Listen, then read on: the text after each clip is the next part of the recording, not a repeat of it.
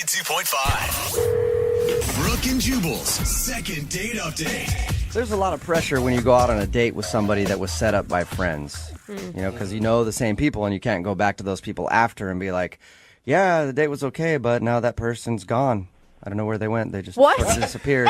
No, you can't do that. Because they know them, you know, so it's like, I don't know. There's been like news reports. They've been missing for like 7 to 10 days since our date. I don't know. It's kind of strange. So the rule is don't go out on a date that was set up by friends and then have that person just kind of disappear. If that's what you're planning on doing, make sure that person doesn't have friends. Wow. Right, that's just a little bit of a helpful hint for you. Wow. And before we get into the second date update, is that what happened to you, Elise? Well, no. I mean, I haven't heard from him, but there's no police report or anything. Because your email said that you haven't heard from him, and I figured something happened, like it was your plan to have that happen, and you're just trying to play things off. So you didn't make him disappear? No. Okay. Yeah, she sounds pretty cold-blooded, Yeah, so you it is do. kind of shocking that wasn't the case. All right, so your email said that you were set up with this guy through friends. Yeah, so I am recently single. My boyfriend of just over a year broke up with me a couple of months ago, and so I was like not really sure, you know, if I wanted to go out with someone new. So it like took a little bit of convincing, but I finally was like, okay, I'll meet him, because they kept playing him up and saying that he was really great. So we met up for dinner, and he was really great. He was a gentleman.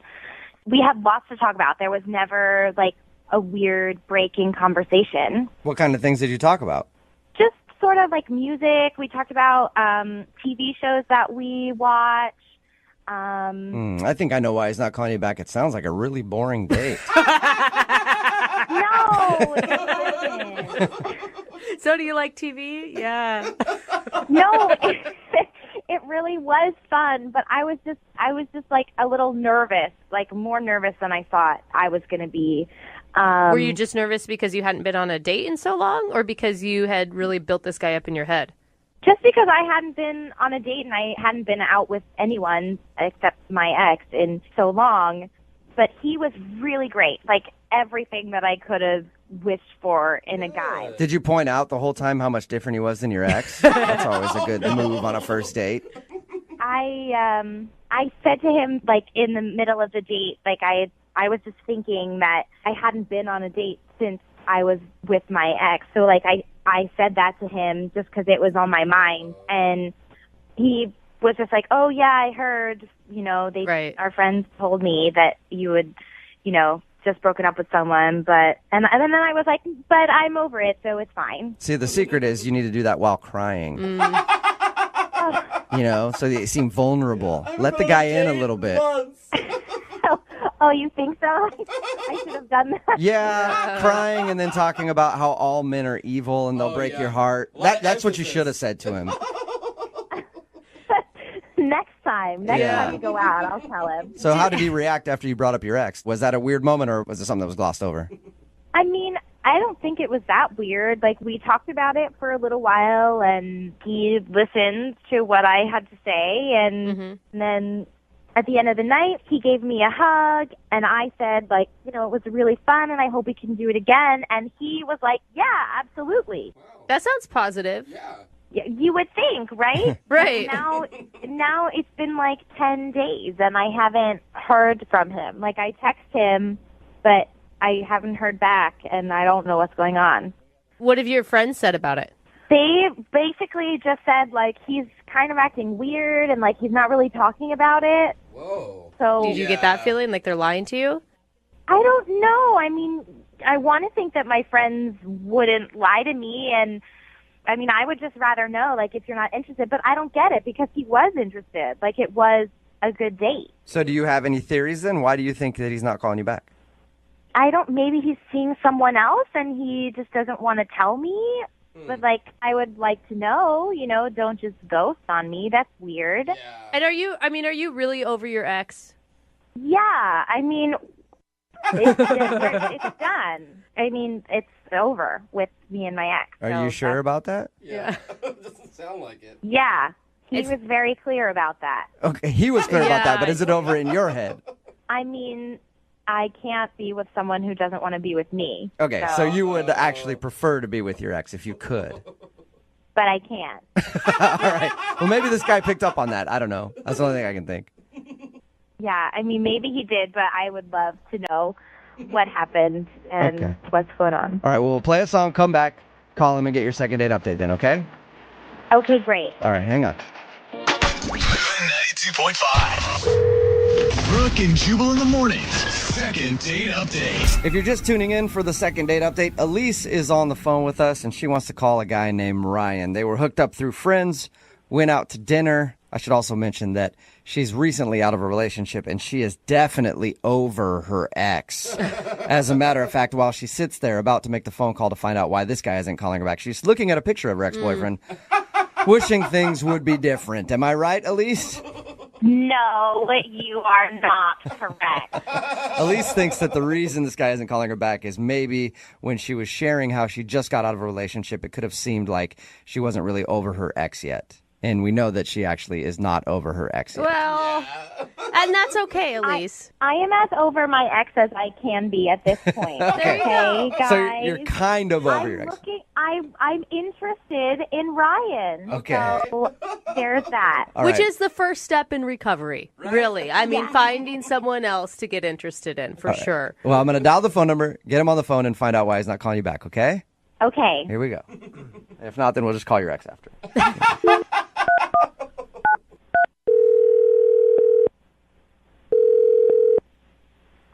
Hello? Hi, I'm looking for Ryan. Yeah, that's me. Hey, Ryan, how are you? This is Jubal from Brooke and Jubal in the Morning. From what? Brooke and Jubal in the Morning? It's a radio show? Don't really know what that is, but okay. Well, it's a morning radio show. Okay, great. All right. And I'm calling you today because one of our listeners asked me to see if I could get a hold of you. What? Yeah. You recently went out on a date with a girl named Elise. What? Yeah. Elise emailed us and told us that she really enjoyed going out with you and then is wondering why Okay, you're... wait. Mhm. What, so this is like a radio show, and this girl, oh, yes, I know who you're talking about. She called you? Well, she emailed us because apparently you're not responding to any of her text messages or phone calls. Yeah, no kidding, I'm not. But, this is just weird. Okay. I understand it's kind of weird. It's a segment that we do on our show called The Second Date Update. Do you mind telling us why you're not calling her back? It was just a frustrating experience. That's all I can really say. Okay, what was so frustrating about it? All I can say is we're not really compatible, okay? Why wouldn't you just tell her that then if it was that easy? Okay, listen, it was just a very frustrating experience. I really don't want to revisit it. Okay, but can you give us a little bit of why it was frustrating so that at least we can shed some light on it for her? She just made a comment that really pissed me off. What was it? She just said something that was like totally inappropriate, and it was pretty offensive. Did she mean to be offensive, or was she just saying something that was totally ignorant? No, it seemed pretty intentional. It was pretty cold and calculated, if you ask me. Wow, she didn't seem that rude. We talked to her a little bit about your date. She didn't seem like somebody who would be rude. Yeah, well, listen, I was surprised too. Like initially, I thought she seemed like a nice person, and then she like threw this thing at me, and I was like, "Wow, okay, wow, not who I thought you were." You got to tell me what it is. She's just a hater, and I don't want to deal with people like that. Oh my God. What did she do? Was she rude to the wait staff or something? No, so like we were having a conversation during dinner, okay, and I told her that I like to cook. I cook a lot, and I told her that I particularly am very, very fond of the Barefoot Contessa, Ina Garten. Like I've seen all of her shows. I have all of her cookbooks. Is that a cooking show? Are you kidding me? Is this a radio show? Give me a break. I mean, Hey, this is barely a radio show. I don't watch the Food Network or is it on the Food? I don't even know where that is. I've never heard of it. It's on the of course it's on the Food Network. Ina Garten, the Barefoot Contessa. She's in the Hamptons. She's cooking meals for like Spielberg and stuff. Hello. Sorry, I didn't know who she was. Maybe I'll check it out sometime. I'm from the sounds of it, I'm sure I'll like it. Yeah, it'll change your life.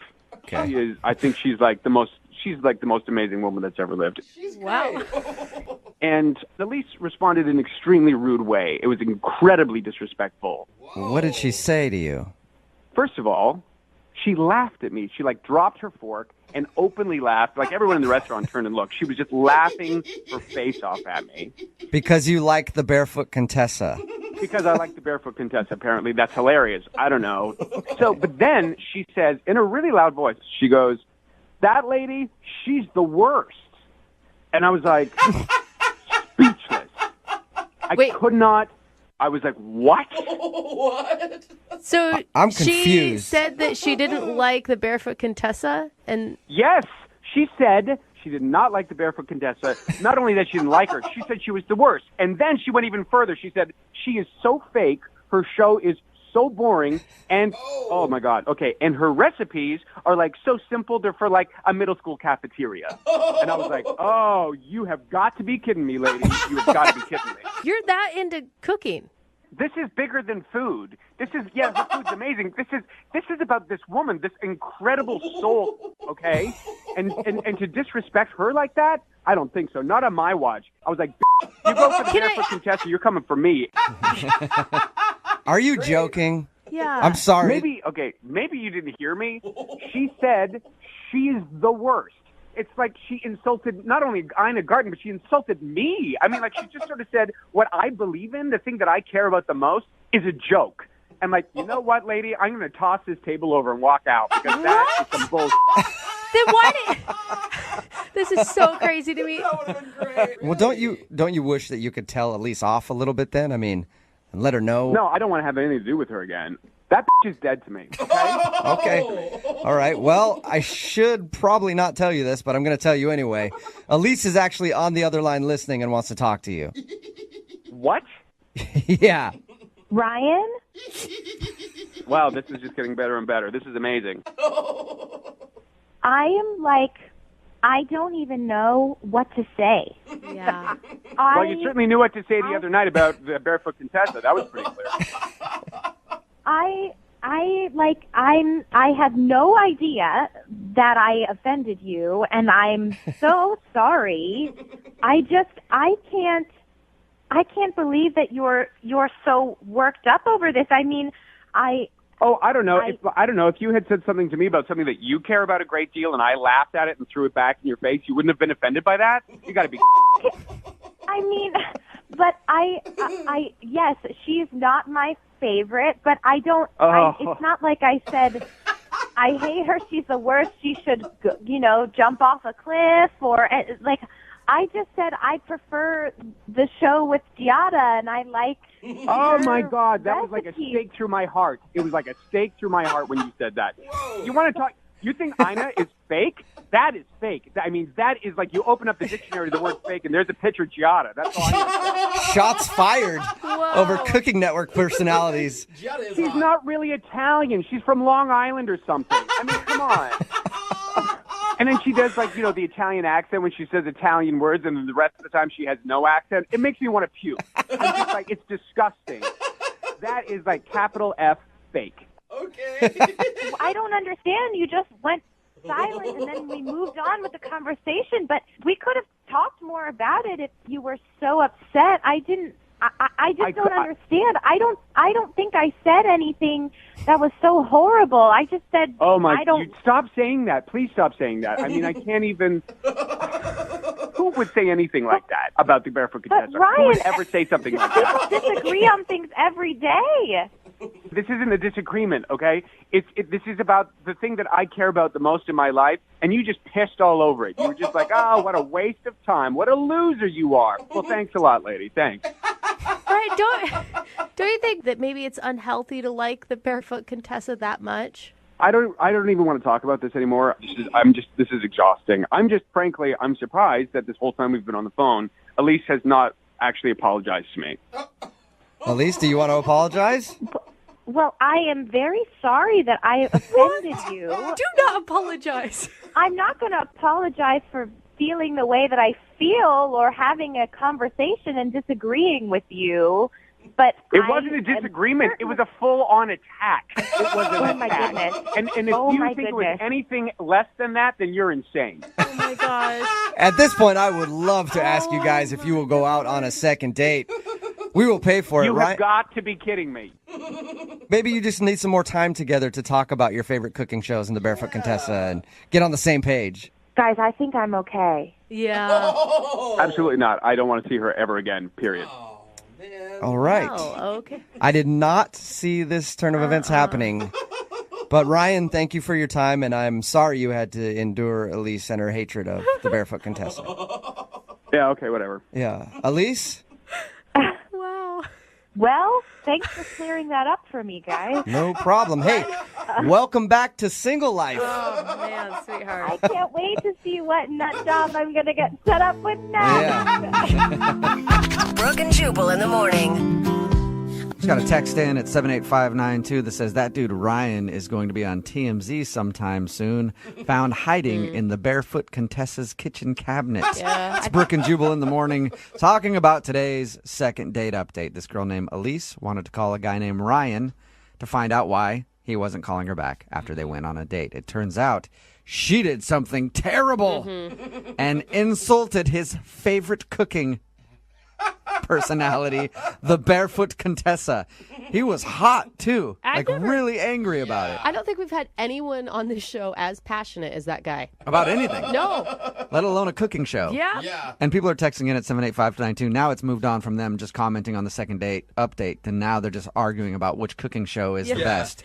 Somebody's texting in like, that Giada girl is the worst. I can't stand her. Sexy, Some- though. I like Giada. Someone else texted in, she probably likes Bobby Flay. Yeah, Ick. right? Now people are like, What? oh, this is why I only watch Top Chef. Yeah. And everybody knows the best personality in the cooking world out there is Guy Fieri. Oh, God. Everybody so knows that. Take you straight to Flavor Town. Yeah. I'm the coolest chef ever. I frosted my tips. I look like the guy from Smash Mouth from the 90s. man. Remember him?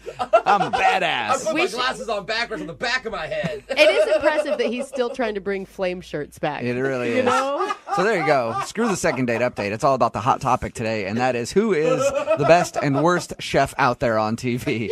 Remember, if you want to do a second date update, all you have to do is email the show. We will call the person that didn't call you back.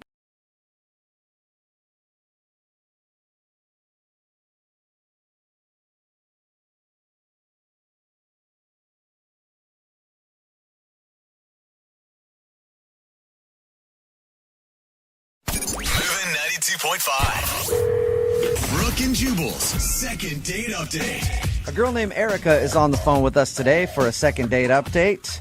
Her email described her situation as something that pissed her off. In all caps, she's confused, embarrassed, and furious. In other words, just a typical day for most girls that I know. Wow. But apparently something happened on her date that she's very angry about. Erica, how are you? I'm good, you guys. How are you? Good. You must be in a great mood. I'm really not.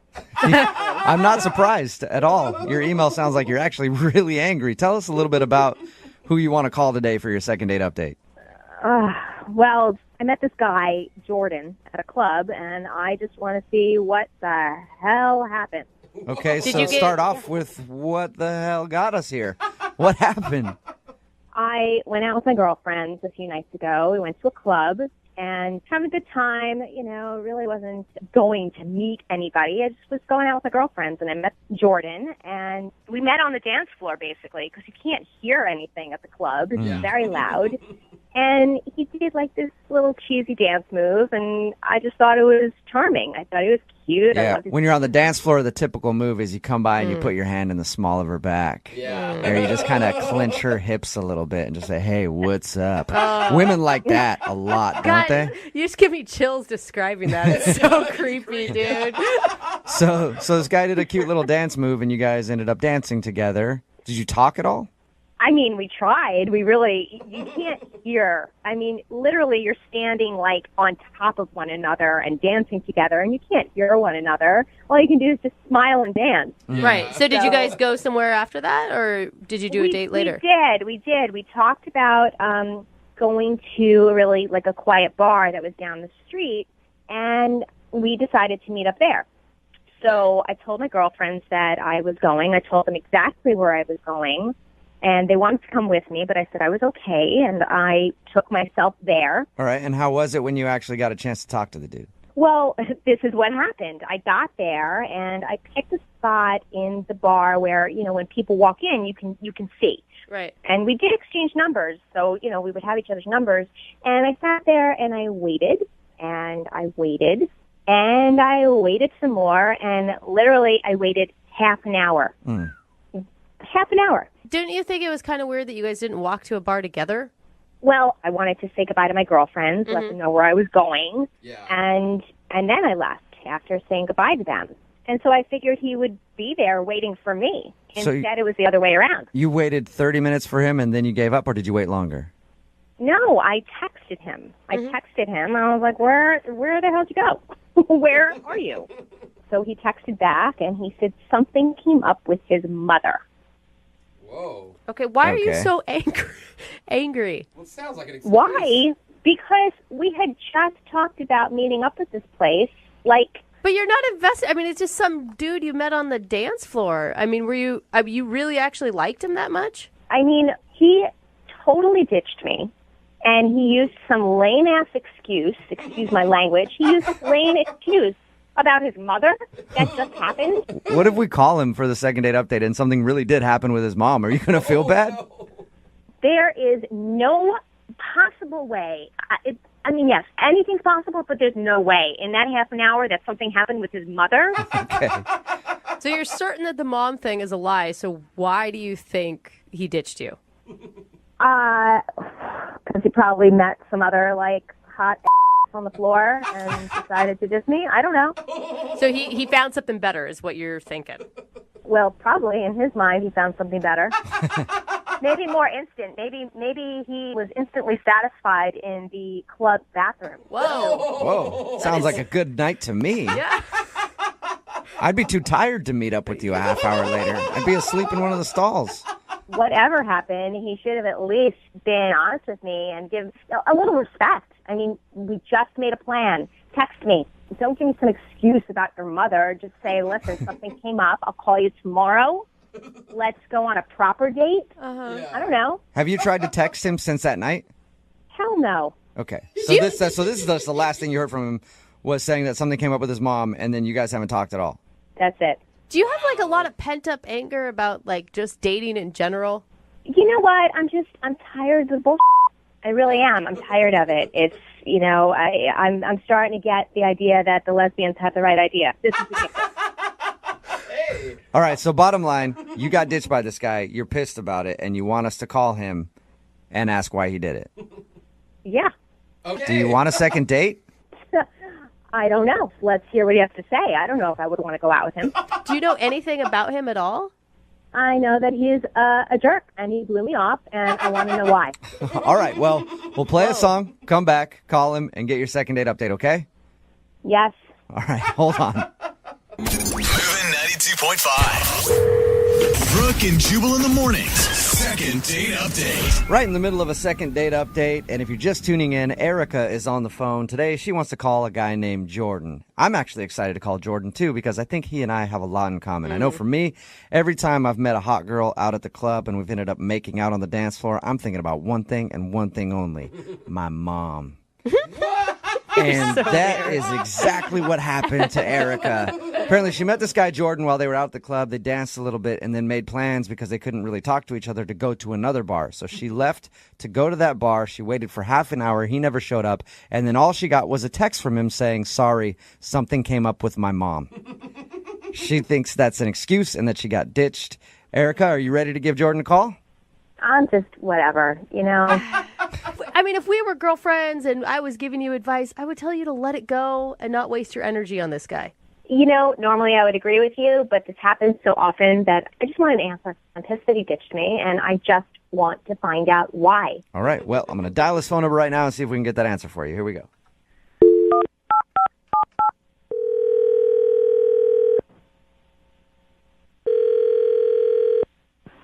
Hello? Hi, can I speak to Jordan, please?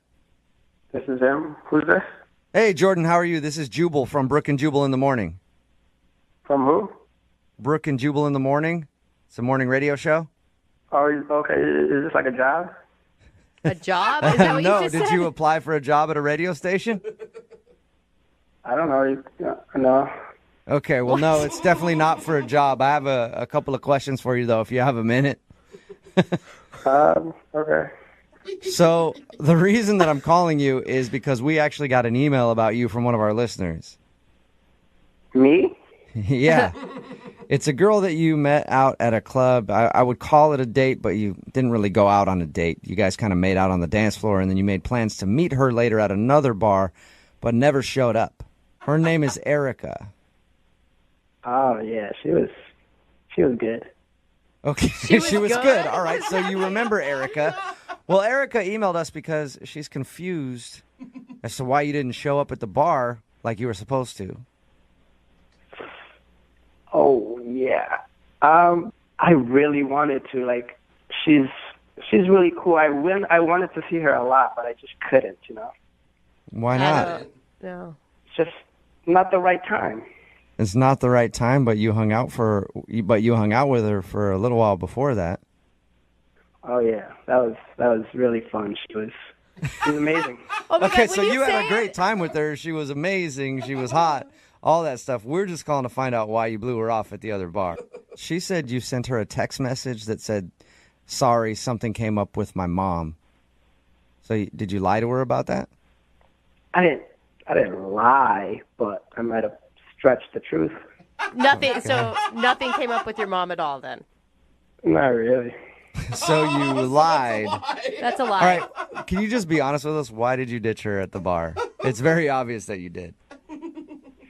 I really wanted to hang out with her. I want to, but timing is everything, and right now I'm just dealing with a lot of personal stuff. Are you in a relationship right now? Is that what the story is? No, I'm very single. Okay, you're very single, but you're dealing with some personal stuff.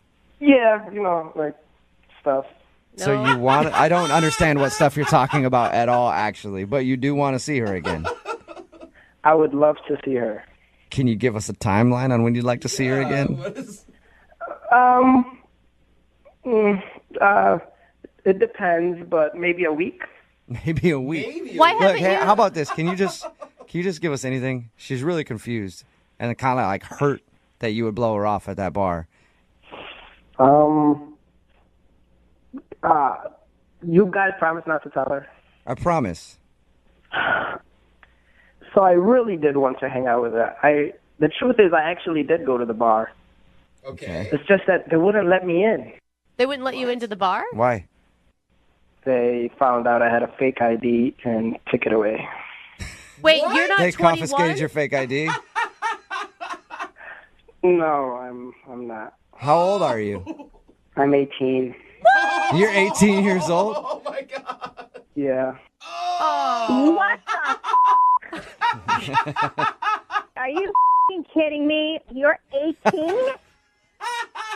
What the hell's going on? Oh, Jordan, that's Erica. She's Oh, my actually listening to gosh. the phone call and wanted to talk to you. Are you serious? Sorry. No, are you serious? I cannot believe that I'm hearing this.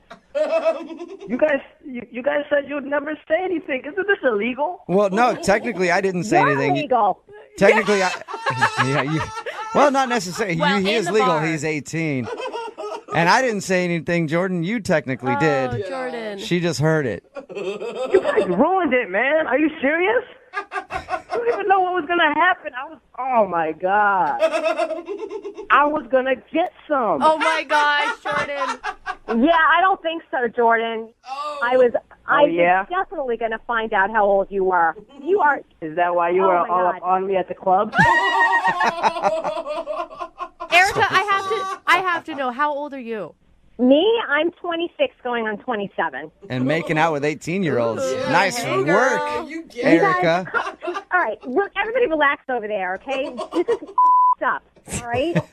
Did you make out with him? Yes, I made out with you. Oh, Whatever, yeah. it's a club, okay?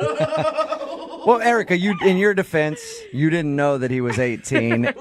And in Jordan's defense, nice job, Jordan. No, but in all honesty, I really do like you. Can we please hang out? I don't think so, Jordan. I don't think that's ever going to happen in this lifetime ever again. Jordan, are you? But why?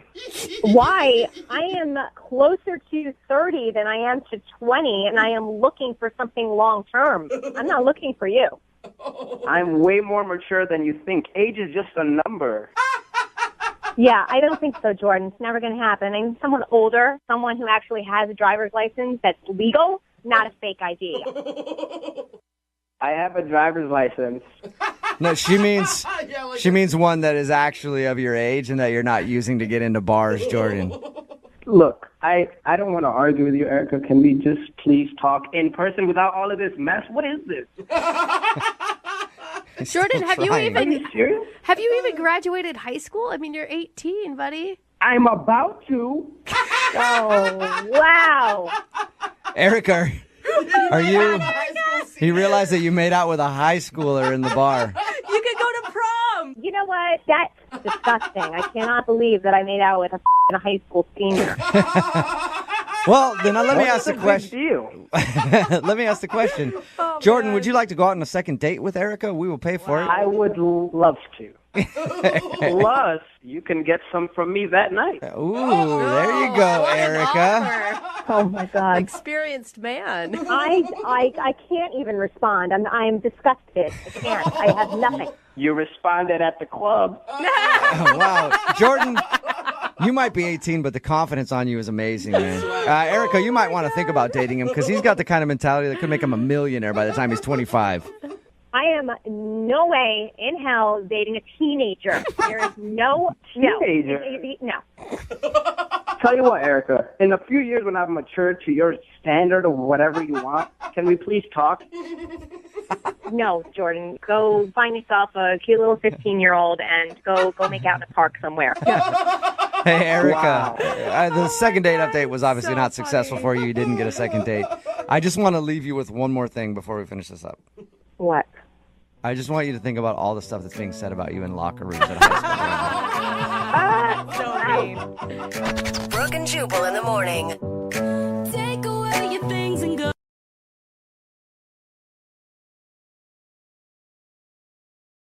Moving 92.5. Brooke and Jubal's second date update. The girl on the phone for a second date update today thinks she's not getting a call back because her profile picture looked a little different than what she looked like when she showed up for her date. Okay. And when I say a little different, I mean a lot different. I mean, like, I would have been disturbed. And nothing disturbs you. What's up, Jamie? How are you? Hey, how's it going? Good. So you showed up on your date looking a little different than your Tinder profile picture. Yeah, I think I surprised him a bit. Okay. Yeah. Why would you do that? Why would you use like an old picture or something? It wasn't that my face looked different, but I was kind of 8 months pregnant. Wait, you're 8 months pregnant right now? No, I was. This happened like 3 months ago. Yeah, she was 8 months pregnant when she showed up to her date and didn't tell the dude. That's what your email said. What? Why would you do that, Jamie? Gosh, girlfriend. I just, you know what? I was feeling pretty lonely and like, you know, the dad's not around in the picture at all. And I just kind of wanted to like have a pleasant conversation with a potentially nice gentleman who would be interested in eating some food with my hungry belly. Okay. You know what I mean? Do you know what? I am all for you dating while pregnant and doing whatever you need to do to feel better. But what did you expect him to react like when you showed up very pregnant? I don't know. I think I was just hoping for the best. Because you know what? When I told other guys, yeah, I'm pregnant, they were like, oh, then they never got back to me. So I'm like, Right. Yeah. screw this. I'm like, I'm just going to go. Honestly, like, I didn't put on weight anywhere else. Like, it was just the obvious pregnant belly. It Right. looked like I had a basketball under my stomach. Yeah. So was he not into it, or did he go like, yeah, bonus, I've been wanting to go out with a pregnant girl for a while now? He was clearly shocked. Yeah. Like, totally shocked. Yeah. What did he say? He was like, Jamie? I didn't expect this. And did you answer back, yeah, I dyed my hair. I know it's different. Oh my God. So did you just launch into apologizing or saying, I'm sorry I didn't tell you? What'd you say? Yeah, I was just like, hey, sorry I didn't tell you.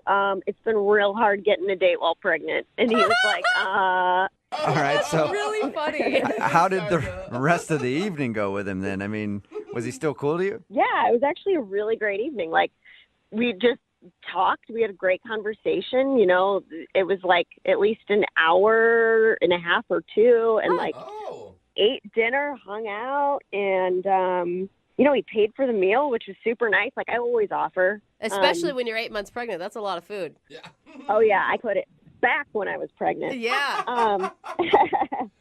But, and he walked me to the car, and we didn't, make out or anything after the meal, and... You didn't let him feel the baby kick? No, that's a little too... I had one of those shirts that said hands off. No, I wasn't wearing that one to dinner, but, I'm like, don't touch me. Don't, So no kiss. Did you guys hug at all or anything? It's just the ass out hug plus the massive belly in the way. Yeah. Now, did you expect him to call you back and go on another date?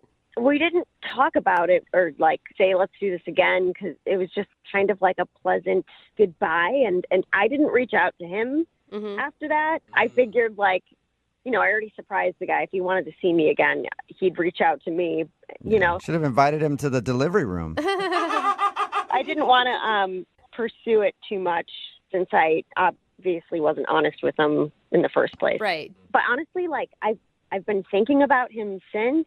And I would really like to go out with him again. He was a genuinely nice guy, and they're pretty hard to come by. Okay. Cool. And you're not pregnant anymore, right? No. That's I have a 3-month-old. She's beautiful. I'm ready to date. Okay. Cool. Well, I'll play a song, come back, and then we'll get your second date update, all right? Thank you. Okay, hang on. Moving 92.5. Brooke and Jubal in the mornings. Second date update. If you're just joining us for today's second date update, Jamie is on the phone, and her first date was actually a 3-way. What? No. It was her unborn child, and a dude named Max. And they met online and met up at a restaurant to eat. The only thing was he didn't know that she was pregnant when they decided to go out. Really she waited pregnant? until she showed up. Yeah, she was 8 months pregnant when she showed up for the date. And this dude still stuck around and had dinner with her. But they obviously haven't talked since. And she wants to call him and say now that the baby is exploded out of her body, she's ready to go on a real date with him. I'm glad you really understand childbirth. Yeah, it's a big explosion, lots of fireworks and things. All right, Jamie, you about ready to give Max a call? Yes. Are you nervous? Yes. He was seriously great. He was really nice. I'm excited about it. Yeah, anybody that would hang out and have dinner with you for 2 hours when you surprised him by being 8 months pregnant on your date, sounds like he's probably a pretty decent dude. Seriously. All right, well, I'm going to dial this phone number right now. Here we go.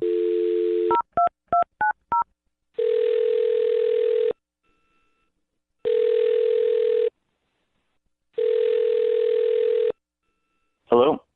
Hi, can I speak to Max, please? Yeah, I'm Max. Hey, Max, how are you? This is Jubal from Brooke and Jubal in the morning. Hi? Hi. Do you know what Brooke and Jubal in the morning is? No, I think I've heard of you. Wonderful. All right, perfect. Good to see that we're tracking with people. That's always good. Well, I'm calling you today because one of our listeners actually emailed us about you. I don't know why they would have done that, but okay. It's because you went out on a date with them and you wowed them and they miss you and they want to see you again. That is not ringing any bells, but I'll take your word for it. All right. Well, I'm going to say that you probably remember going on a date with this person because she was actually 8 months pregnant when you guys went out. Oh, what, Julie or Jamie or something like that? Wow. Jamie. You Her don't name was even Jamie. remember the pregnant girl's name? This was 3 or 4 months ago. I don't remember everything about it. All right. Well, her name was Jamie, and she liked you a lot, and she's wondering why you guys haven't spoken since your date. What do you mean, why we haven't talked? She hasn't tried to call me. That's a good point. I don't know what she's after from me if she's not interested in, picking up the phone herself. Yeah. Well, I guess this is now her contacting you through us, but I guess she was hoping maybe you liked her enough to hit her up. She was a nice girl. I just didn't really feel like hitting her up, Yeah, it'd be a lot to be surprised by someone that's 8 months pregnant. I mean, that's a lot to date. Yeah, among other things, I wasn't entirely on board with that. Okay, That's not the only thing? I kind of felt like she was a scammer a bit, to be honest. Oh, she's doing the old fake pregnancy date thing, huh? What is the Women love doing that. They fake baby bump and then go and make guys buy him dinner. They do it all the time because they know how much guys like pregnant chicks. What are you talking Am I right, Max? Well, no, I believe the pregnancy was real, but you know, her photo didn't show anything about that. So then, you know, I arrive and there she is, and she's 8 months pregnant, and that's a surprise. But I'm not just going to turn around and walk out immediately. Yeah. Like, I'm not going to be the guy to be a to the lonely pregnant girl, right? So I kind of felt like I was trapped there, and like I feel like she was just sort of exploiting the pregnancy to get me to pay for her dinner. What? Oh, You think that she okay. was using pregnancy to get free food out of you? You know, I brought that up as a joke, and she confirmed it. How did she confirm it? Whoa. She said, yes, I'm trying to use dudes to buy me dinner because I'm pregnant. Basically, what she said was she's aware of the shock of her pregnancy, and as long as she's got that and she knows the effect it's going to have, why not use it? Okay, but she was, I mean, you were joking, obviously, so she was probably joking, too. I mean, it could have been a joke, but she said she's done it before a couple of times, so I'm not sure that I'm buying the joke angle. Hey, it's Jamie. Listen, you're totally wrong about all that. Oh, wait. Okay, who is that? It's me, Jamie. Yeah, Max. Jamie is on the other line listening and wants to talk to you. Okay, why didn't you give me a heads up about that, man? Yeah, sorry. Forgetful. I'm very forgetful sometimes. Hey, listen, like, I don't do it anymore. Like, I had the baby. What? You know? So, Wait, hold on, Jamie. You're saying that you were using men to pay for dinners while you were pregnant? I mean, they don't have to stay. They could have left, and I always offer to pay my half. But like, if they're offering, I thought you were going out with him because you wanted to go on a date, not because you were hungry. no, I do actually want to go on a real second date with him now, though. Because out of all the guys that paid for my meals, he was like the best. Oh, what? You hear that, Max? What a good review. You were like the nicest dude to get used. I'm not sure that, like, being the nicest scam victim is the great basis for a relationship. It wasn't a scam. Like, I actually really like you, and you know what I mean? It's just like, out of all the guys, like you, I like you the most, and it's just coming out wrong. Everything's just coming out wrong. Oh, I don't think No. it is. Yeah, it's coming out wrong. It's coming out a couple of kinds of wrong. Like, you had the misleading photo at the beginning. Yeah, you did offer to pay, but it was sort of that, I guess, if you want me to. And it was that sort of, like, really reluctant, like, I'm going to offer because I have to, but I don't really want to. Yeah. Like, I mean, you were nice. I just don't know that I buy the authenticity, you know? Nice? How is she nice? She was using men for food. Jamie. Max, if this is a scam, then why would I call a radio station to try to get a hold of you? Like, obviously, I actually want to go on another date with you. Like, do you guys think it's a scam? Yes. I don't know. I mean, we do offer free food. Yeah, that's Like, true. we offer to send you out on a second date at the end of it. Are you trying to scam us too, Jamie? Are you just really hungry? No. In fact, I don't even need the free date. I'll pay for the date. Hold on. Okay, well then, Max, would you like to go out with Jamie on a second date? She will pay for it because I'm not allowing you to use me, Jamie. I don't know. I don't know that I want How are to. we even debating this? Jamie, you can't, like, prey on people's kindness for your own gain. That's what you were doing while you were pregnant to all these people. Oh, my God, that's so wrong, though, because I actually did offer to pay every single time, and I'm offering to pay for this date. True, she is right. Which you know the check's going to come and you'll be like, oh, you want to split it or it's on you. No, you're blowing this out of proportion. I'm telling you, I am going to pay for this. Okay. This is so, So, weird, man. Max, all right, I'm going to ask you one more time. Will you go out with Jamie on another date? She will pay for it. No, this is too weird. Like, it seemed like a scam 3 months ago. She's offering to pay now, but she had to go through a radio station instead of calling me directly. I don't know what's going on. I got bad vibes from this whole thing. No. You know what, Max? Screw yourself then, all right? You're just angry I didn't hook up with you that night. Yeah. He probably is very angry that he didn't get to hook up with a woman who was 8 months pregnant. I know I would be. Whatever, you guys are jerks, okay? I think she's gone. Max, are you still there? Yeah, I'm still there feeling a bit like I dodged a bullet. What? What are you talking about? crazy. It sounded perfectly normal to me, that whole situation. And, I've been on a couple of dates since her, and if any of them call you and want you to call me, just don't do that. Come on, Max. I want to put you on like every single one of these. I want all the people who have ever dated Max. Text in right now, 78592, so we can call him on your behalf. Brooke and Jubal in the morning. I had a text in at 78592 that says, can I have Jamie's number? I have a newborn son, so we could have a pre-made family. It'd be awesome. It's Brooke and Jubal in the morning, talking about today's second date update. If you missed it, Jamie wanted to call a dude named Max. They actually went on a date while she was pregnant. And then she wanted to call him because now she doesn't have she's not with child anymore, and she wants to date him because she thought he was awesome. We found out that was what she was doing while she was pregnant. She was going out with a lot of dudes, just getting free meals. But she liked him so much, she wanted to get another date. At the end of it, she hung up on us and kind of said that we were being rude to her because she was using dudes to get free food. I mean, I get you're hungry. I understand that, but you still can't use people. Well, I mean, it's just kind of a general rule, guys. When dating, you got to have, I don't know, good intentions. And she didn't see anything wrong with it. She's like, well, I offer to pay. Well, no, no guy's going to let a pregnant woman pay. Like, you're pretty much forcing us. Am I right? Yeah, you're kind of forcing your hand. You'd feel like the biggest jerk ever. You're like, yeah, you can pay. That's fine. No way. Like, no one would do that. And remember, if you want to do a second date update, all you have to do is email the show, and we will call the person who didn't call you back. Move at 92.5. Less than 2 weeks away.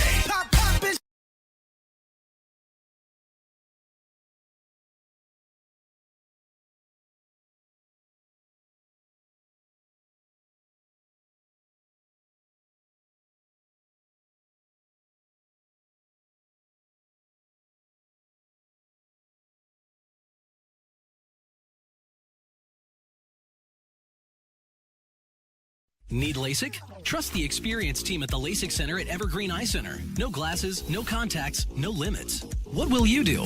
LASIK at evergreen.com. Moving 92.5. Brooke and Jubal's second date update.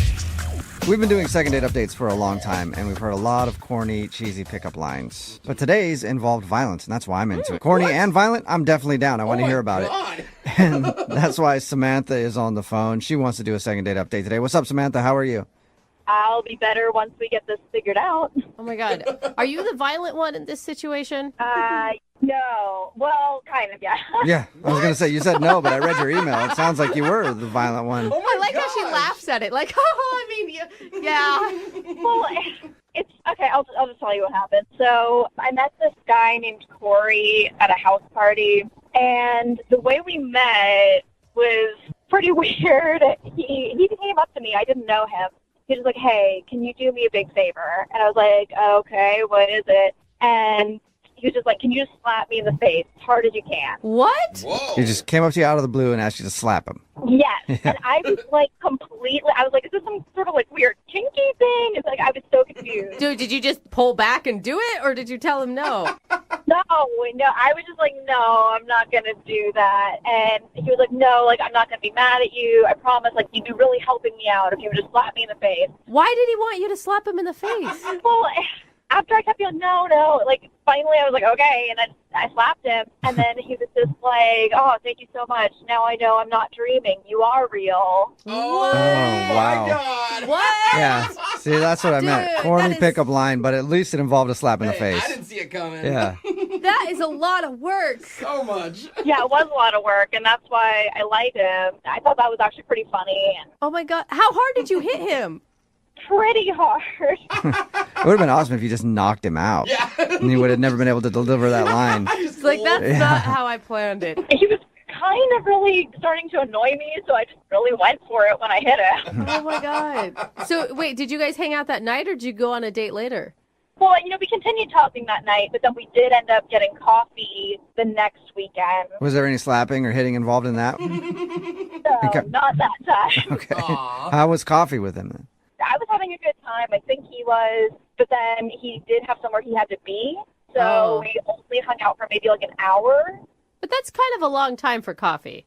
Yeah, I mean, it was okay, and then we did end up actually going out a second time after that. Oh, good. So this is like a third date update for you. Yeah. Okay. So it was the second date that wasn't that great, I guess. What happened then? What'd you guys do? We went and we got drinks, and I don't know. I guess I got a little too comfortable. I ended up getting pretty drunk. Oh. Yeah, that wasn't a good look. So I asked him to give me a ride home because it got to the point where, like, I wouldn't have been able to drive. I was pretty drunk. So on the way home, I could tell I was going to get sick. Oh, no. Oh. So, like, I told him, like, it was coming, and I was like, pull over, and there wasn't really time. So at a red light, I just kind of opened the door and, like, leaned out the car. Oh, geez. So you puked. Did you get any in his car? No. I was at least really careful about that. Yeah, that's really nice. Yeah, I feel like you can recover as long as you didn't puke inside his car. Unless he's an Uber driver, because I think they get money if you puke in there. He might have actually liked that. He should have fined you. Yeah, I mean, so I'm assuming that's why I haven't heard back from him. I texted him the next day, like, I'm so embarrassed, I'm so sorry, that shouldn't have happened. You know, I'd really like to see you again. And, I mean, he does respond to me occasionally, but it's just pretty clear he's not trying to actually hang out with me anymore. Yeah, you slapped him in the face and then puked in his car. Not a good look. Sort of, yeah. He asked for one of those That's things. true. He did ask for the smack. I mean, I know I obviously messed up, but I feel like we had a really good connection, and I deserve a second chance. Would you give him a second chance if he was the one that had puked? I mean, honestly, drunk people are stupid. They do stupid things. Yeah. Like, I would say if I got that messed up again, that would be one thing. But I feel like anybody can screw up one time. All right, we'll play a song and then come back and call him and get your second date update, okay? All right, thanks. All right, hang on. Moving 92.5. Brooke and Jubal in the mornings. Second date update. When you think of some of the greatest love stories of all time, you might think of The Notebook, or Romeo and Juliet, or Rose and Jack from Titanic. Yeah. Well, all those stories had one common thing. Puke. What? Yeah, I'm pretty sure puke was the one common factor in all those love stories. That's why he ended up off the door. And we have another amazing pukey love story today from Samantha, who's on the phone. She wants to call a dude named Corey. They actually met at a party. He came up to her and asked her to slap him in the face. And she finally did. And then he was like, oh, thank you. I guess I'm not dreaming. So it was a very long way to get to a corny pickup line, but it worked. And then they hung out a couple times. But the last time they hung out, she got a little too drunk and ended up puking outside of his car while he was taking her home. And he hasn't really been responsive since. So she thinks that's the reason he's not calling her back. All right, Samantha, are you ready to call Corey and see what's up? I'm ready. It's hard to believe that a guy who would ask you to hit him, that puke would be his deal breaker. Yeah. Was there anything else that happened while you were drunk that you can't remember? Maybe I said or did something weird. I don't know. You were pretty drunk enough to puke outside of the car. You might not remember saying something weird. Exactly. Well, we'll all find out together then. Let's hope. Yeah, I'm going to dial his phone number right now, okay? Here we go. All right.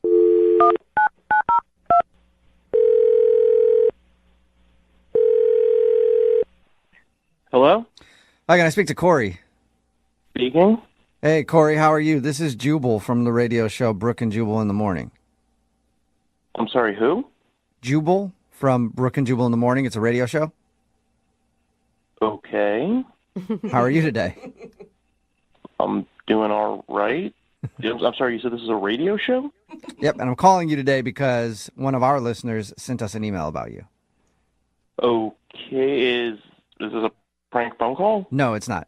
We do a segment on our show called The Second Date Update. It's where if you go out on a date with somebody and end up not calling them back after, they can email us to get you on the phone and find out what happened. So we got an email from a girl named Samantha who you went out with a little while ago.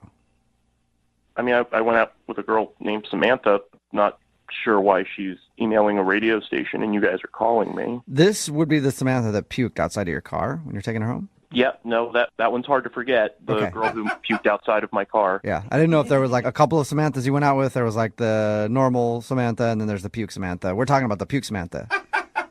Yeah, no, I put that together. You're quick. She emailed us because she told us about your date. She said she had a good time, but it's obvious that you don't want to go out with her again, and she's wondering why. I mean, it's not that I don't want to go out with her again. That was a bit of a crazy night. She was definitely a lot of fun, and then, you know, a little bit less fun. Mostly puking out of my car. She was a champ. She got about 90% of it outside of my car. But no, that wasn't why I hadn't been getting back to her. I knew it. I do like her. We did ultimately have fun, and she was pretty cool and everything. It's Well, just if you don't like her, then why not give her another shot to do something else in your car? well, generally not opposed. It's just that I screwed up, and now just isn't a good time for another relationship. And you screwed up. Wait a minute. Were you cheating? Was she like a side piece and she didn't know it? No. I'm not married. I'm not in a relationship. She wasn't my number two. So you're single then? Yeah, just most all of my time is taken up right now, and I really shouldn't be starting another full-time thing right now. Wait, so you're not in a relationship, but all your time is taken up? Yeah, I just timed this wrong because it's fantasy football season. What? Okay. What does that have to do with... I don't get what that would have to do with timing. Well, I'm like a semi-pro fantasy football player. I'm a member of 6 different leagues. It's all very high-stakes money stuff. Is that a thing? You could call yourself a semi-pro Yeah, fantasy I didn't even know football there were player? like professional fantasy players. But Like fantasy is in the name because it's not real, man. Well, I mean, it's real. It's a game. I play it, but I also make a significant amount of money doing it. Whoa. Like how much are we talking? Like this sets you up for a month, a year? I made $500 profit last year, not counting league fees, and that was a pretty sizable take for me. Sorry, I gotta interrupt. You're blowing me off for fantasy football? For $500? What? Yeah, it's Samantha. yeah, Corey, sorry. Samantha's on the other line listening and wants to talk to you, and I guess just couldn't wait. She heard $500. I think it probably perked her ears up. I didn't know I was dating a man with money. That kind of pisses me off. That like for $500 that you might win in a game, you don't want to spend time with me? It's not just about the money. I love doing it. This is my recreational activity. I mean, I spend hours and hours watching game footage and a number of different online resources that do news and breakdowns. Why can't you still date me and still do that? Yeah, I totally agree. Like, why can't you have a girlfriend and have fantasy football? Millions of people do it. I've tried to do stuff like that in the past, and it never works out. Oh. A lot of girls that I go out with say they understand, say they get it, say that it's not a big deal.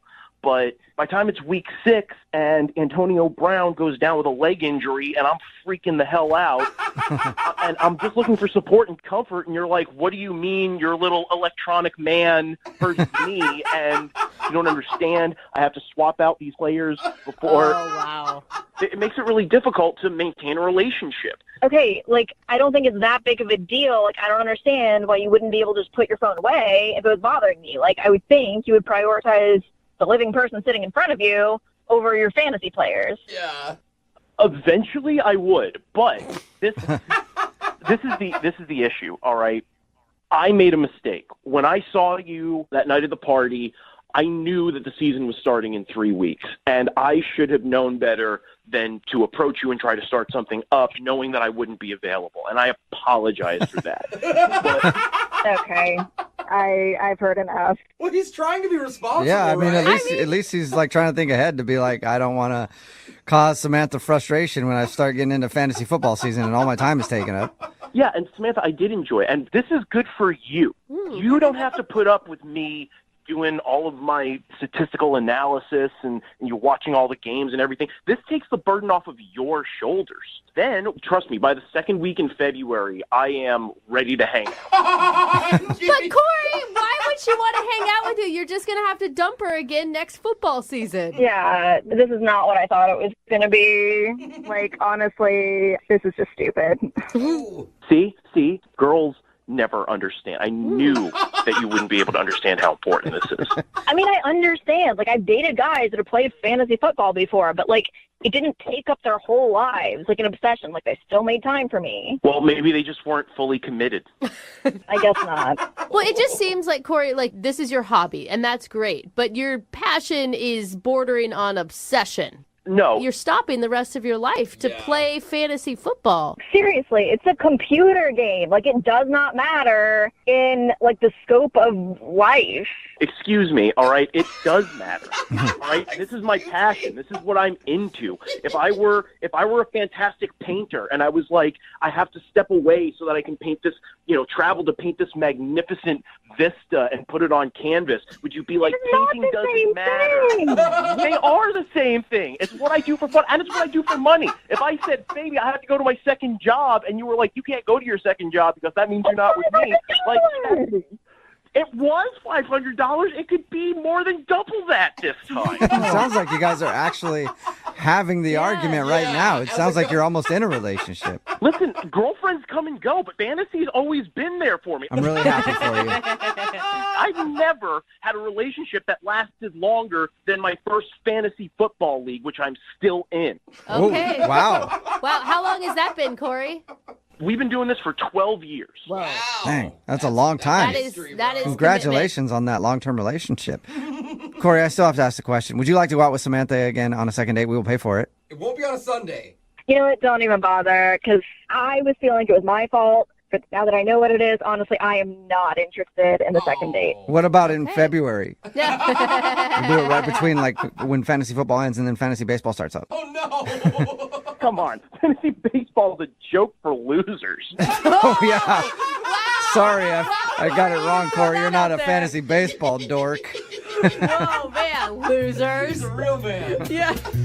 Brooke and Jubal in the morning. I'm sorry if I seem uninterested.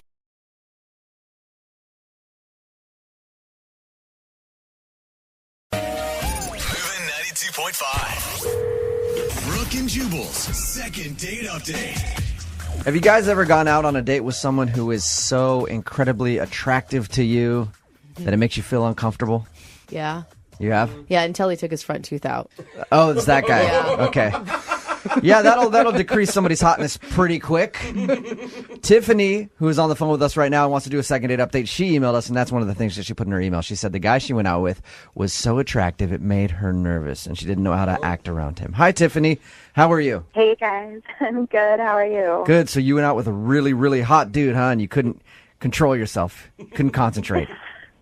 Definitely couldn't concentrate. I was so nervous. That's awesome. Where did you meet Mr. Hottie McHotterson?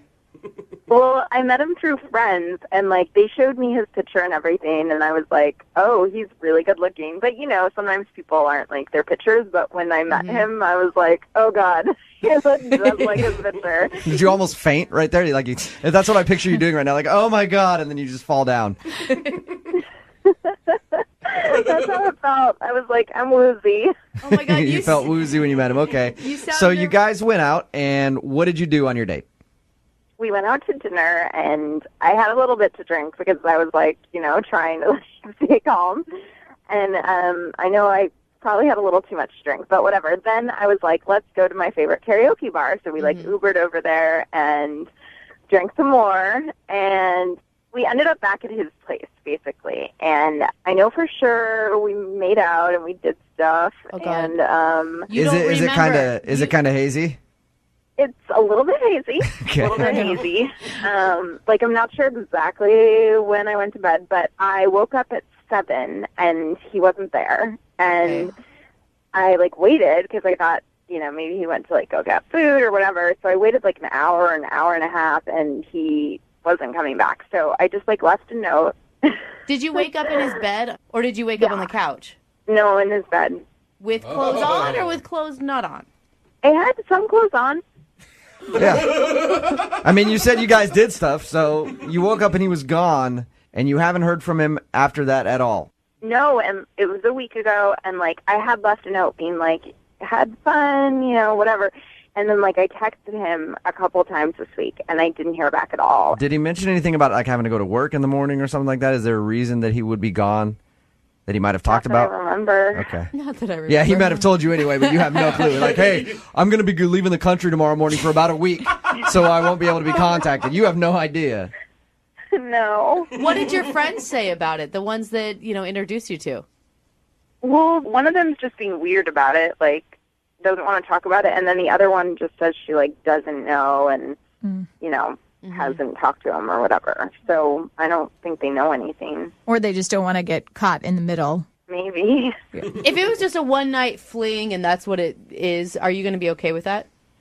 I mean, I'll be bummed because he is so hot, but I just want to know. Like, I just want to know what happened because I thought we had so much fun, and yeah, it's just like weird. I mean, I'm not unattractive. Like, I don't think, Well, it is weird to wake up in somebody's place and have them not be there. Like, I wouldn't leave anybody in my house. I would have, if I had to go somewhere, I would have woken you up and been like, you need to go. Time to go. Yeah. Isn't that weird? Like, I had to, lock the door. Like, I was, locked the bottom lock and was like, okay, I hope this is okay because I don't really know, Now, you said it was hazy and you don't really remember all of the evening. Is there anything that could have happened on your end to make him not want to call you back?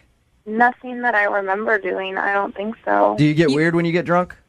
I think I'm just fun. I don't know. And you said how hot he is. You didn't focus on that the entire time and talk about it, right? No. I tried to not talk about it because I was so nervous. All right, and you haven't heard anything back from him at all? Nope, not any response. Okay, well, we're going to play a song, come back, call him, see if we can get him on the phone and get your second date update, okay? Okay, thank you. Yep, hang on. Moving 92.5. Brooke and Jubal in the mornings. Second date update. All right, if you're just joining us for the second part of the second date update, Tiffany is on the phone. She wants us to call a dude named Garrett, who is so incredibly attractive that he just made her nervous and she couldn't handle it, so she had to get drunk. Of course. In order to handle his beauty. Tiffany, are you about ready to give Garrett a call? Yes. All right. Have And you remember, they went out for karaoke after having a few drinks, went back to his house, messed around. She woke up in the morning. Garrett was gone from his own place. Mm-hmm. She didn't know where he went. She tried to get a hold of him. Nothing. She hasn't heard anything back since. How long did you stay at his place before you left? I know you told us earlier, but... Like an hour and a half. He didn't leave a note, a text message, nothing? No, I left a note for him. Any chance that he has a girlfriend? Ooh. I don't think so, because our friends set us up. I don't think they would do that. And there was no, girl stuff at his place? Yeah, come on. In an hour and a half, you went through a lot of stuff. Let's be honest. I didn't see anything. Okay, yeah, you didn't deny snooping through his stuff, but that's understandable. I would do the same thing. All right, well, I'm going to call him now, see if we can get him on the phone and get your second date update, okay? Okay. All right, here we go.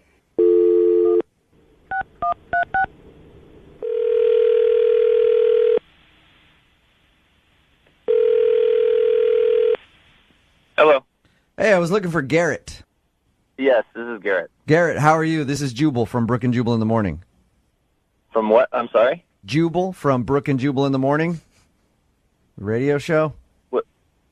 What's going on? Well, I'm calling you because you recently went out on a date with one of our listeners. She emailed us about you, and first of all, she said that you were incredibly handsome, Garrett, so it's an honor to talk to you on the phone. Okay. I'm sorry, what are you guys calling me about, though? Well, the girl's name is Tiffany, and she emailed us about your date, and you haven't been calling her back. And she's confused if she did something wrong or if you don't like her. Oh, yeah. What did she tell you about the date? She said that you guys went out, had some drinks, sang some karaoke, went back to your place, messed around. She told us that she was drunk and she's having trouble remembering some of the date. Yeah, it was a little bit more to drink than maybe I would have done on a date.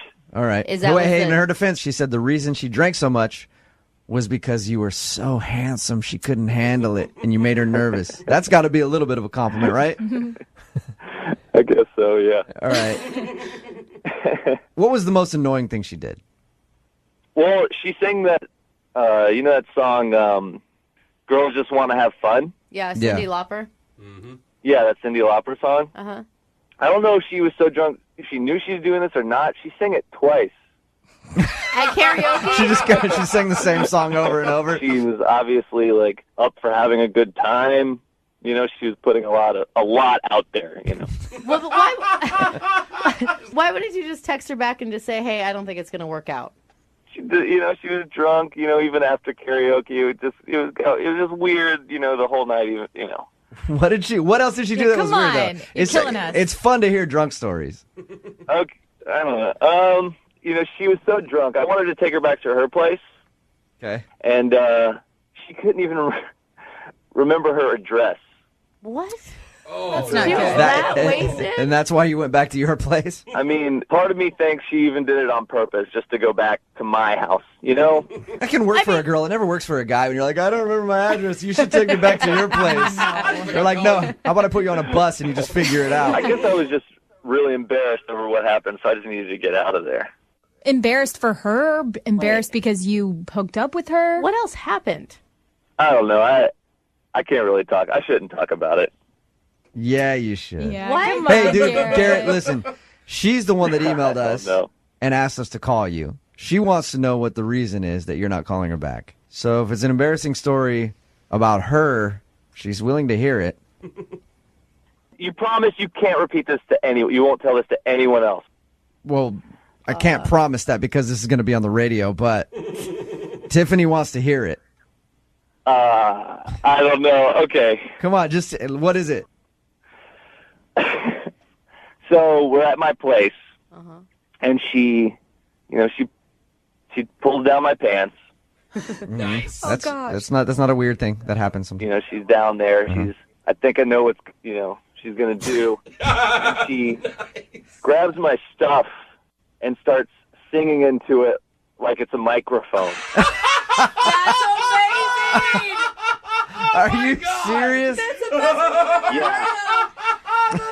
Did you go from like so excited to just so disappointed?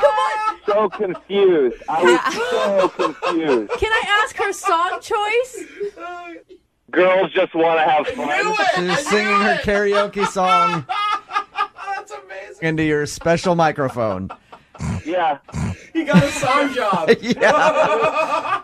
That is funny, dude. I would have laughed. I mean, I'd laugh about that. It bothered you that much, though, that you don't want to call her back?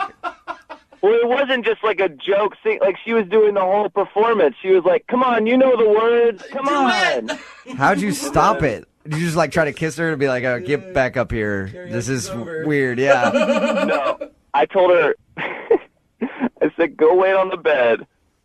I have to go to the bathroom. I went to the bathroom and just stayed in there for 20 minutes until she fell asleep. She doesn't, dude, when we talk to her, she doesn't remember any of that. I think she sounds... I knew she wouldn't. Hey, Garrett, I think we should refresh her memory. What do you think?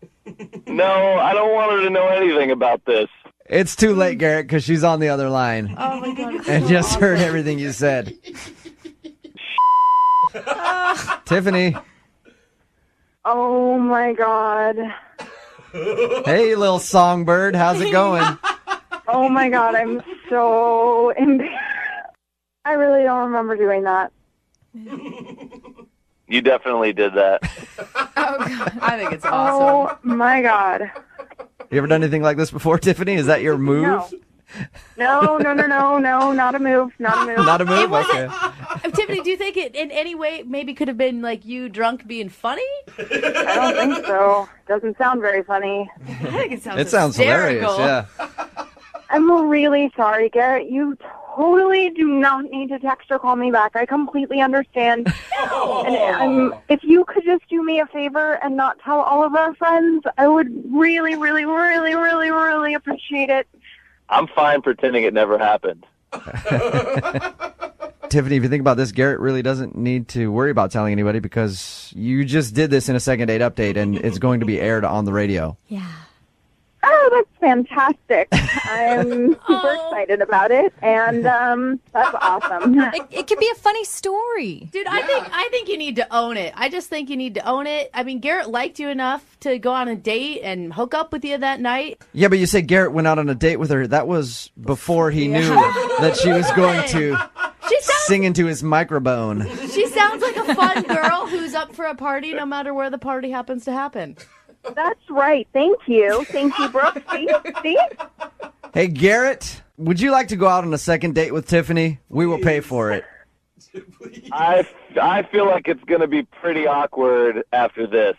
It's only awkward if you make it awkward. It could be funny. It could be awesome. Garrett, I'm really sorry about everything that happened, but I mean, I feel like up until that perfect, embarrassing moment, like we had a really good time, yeah? We were having a lot of fun. Yeah, we were having fun. was fun. It was a little weird. Garrett, what's it going to hurt to go out on another date? Like, you think about this. That's a pretty innocent thing that she did. It's hysterical and funny and awkward, but it's not like she did anything where you don't like her as a person or you just didn't get along at all. It sounds like you guys got along great. Why not give it another shot? All right, let's do this. All right. Awesome. Yeah, it sounds like this isn't something you will do again to me. I promise you that's only a first date move. I mean, unless you want me to, and if things are going well, then, Never know. Dude, she sounds awesome. Tiffany, start picking out your song selection now. Yeah. Branch out from Cindy. Yeah. Brooke and Jubal in the morning.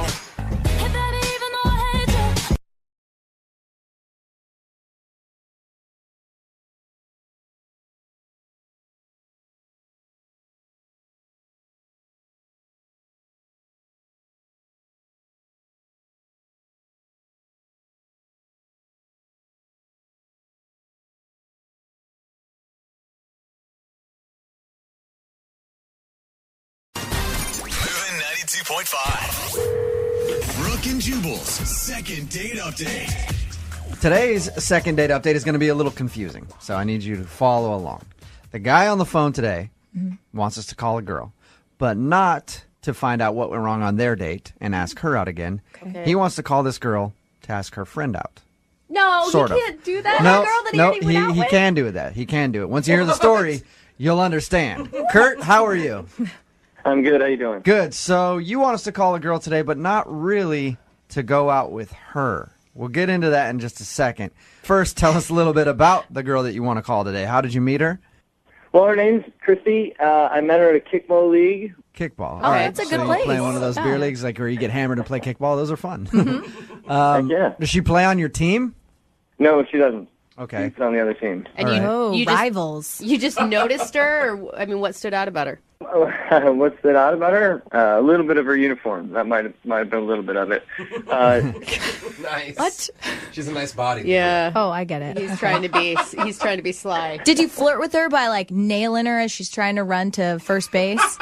You know how I meant that. I always flirt with girls by nailing them. Yeah. I did try to chat her up a little bit whenever I play mostly over on third, so that's a good place to be. Right. Yeah. Nice. So if she'd make it over there, I'd chat her up a little bit. But that's all, really. And what's her name, by the way? Christy. Christy. Okay. And so you ended up asking her out, and you guys went on a date. Tell me about your date, first of all, with Christy. I've seen her a couple of times, so it wasn't quite, first date jitters, but definitely I was excited. I was attracted to her. We had a good time on the field, so I was excited. But on the way out, we were walking out towards the car, and I was hoping I was going to get a little kiss, but she stopped me, and she said, "Can I be honest with you?" Okay. That's not usually a good thing. No, it's not, and it wasn't. She said she thought I was a great guy, but she just wasn't that interested. That sucks. All right. But at least she was honest with you. Yeah, but she said she had a friend that would be perfect for me. So, hey. So she wanted to play matchmaker? So she rejected you, but then was like, I think you'd be great for my friend. Basically, yes. That's okay. That's interesting. I've never heard that really happening on a first date before. Like, hey, I thought you were terrible to hang out with, but I'm going to go ahead and pass you along to one of my friends. You might be just dull enough for her. Yeah, I don't like very much. That's how that would feel to me. Is that what it felt like to you? Yeah, I asked her right away. I said, "Did I do something wrong, or what? Why? Why do you not want to hang out with me? Why do you think you have a friend?" And what did she say to that? She said, "No, you're fine. I just think you'd be perfect for my friend." I mean, Can I ask? I mean, did you immediately say, "Okay, that's cool. I'm interested in. Give me your number"? No, I was a little surprised. I stopped. I didn't want. I don't know. The date kind of ended pretty quickly. We said our goodbyes and went on our own way. But And so after all that was over, did she try to hook you up with a friend? well, that's why I'm calling you guys, because I've texted her a few times and I never heard from her. Okay, so are you more interested in finding out why you're not a perfect fit for her, or you're just more interested in getting this date with her friend that she said would be great for you? I want to talk to the new girl if she thinks I'm so perfect. Okay. All right. He's excited. So you know that she doesn't want to go out with you, and you're fine with that. You just are wondering why she's not getting back to you about the friend. Exactly. If we were so perfect, well, then let's do it. Otherwise, I think she was just lying about the whole thing, and she just wanted to get out of it. Yeah, that would suck, but that is actually a good way to let somebody down, though. Hey, I don't like you very much, but I know someone who'd be great for you. Yeah, that's a nice way to blow somebody off. Maybe that's what happened. Now, how bad are you going to feel when you do actually meet this friend that's perfect for you, and she is a horrible person? You're just like, oh my God, that's what you think of me? Well, that will suck. Yeah. All right, well, we're going to play a song, come back, call her, and see if we can get you a date with a friend. Get you a first date, first date? Second date update. Yeah. Okay? All right. All right, hang on. Moving 92.5. Brooke and Jubal in the mornings. Second date update. You know what I think about today's second date update? I think Christy, the girl that we're about to call for Kurt, who is on the phone with us right now, I think that she is a master at blowing people off. That's what I think happened, Kurt.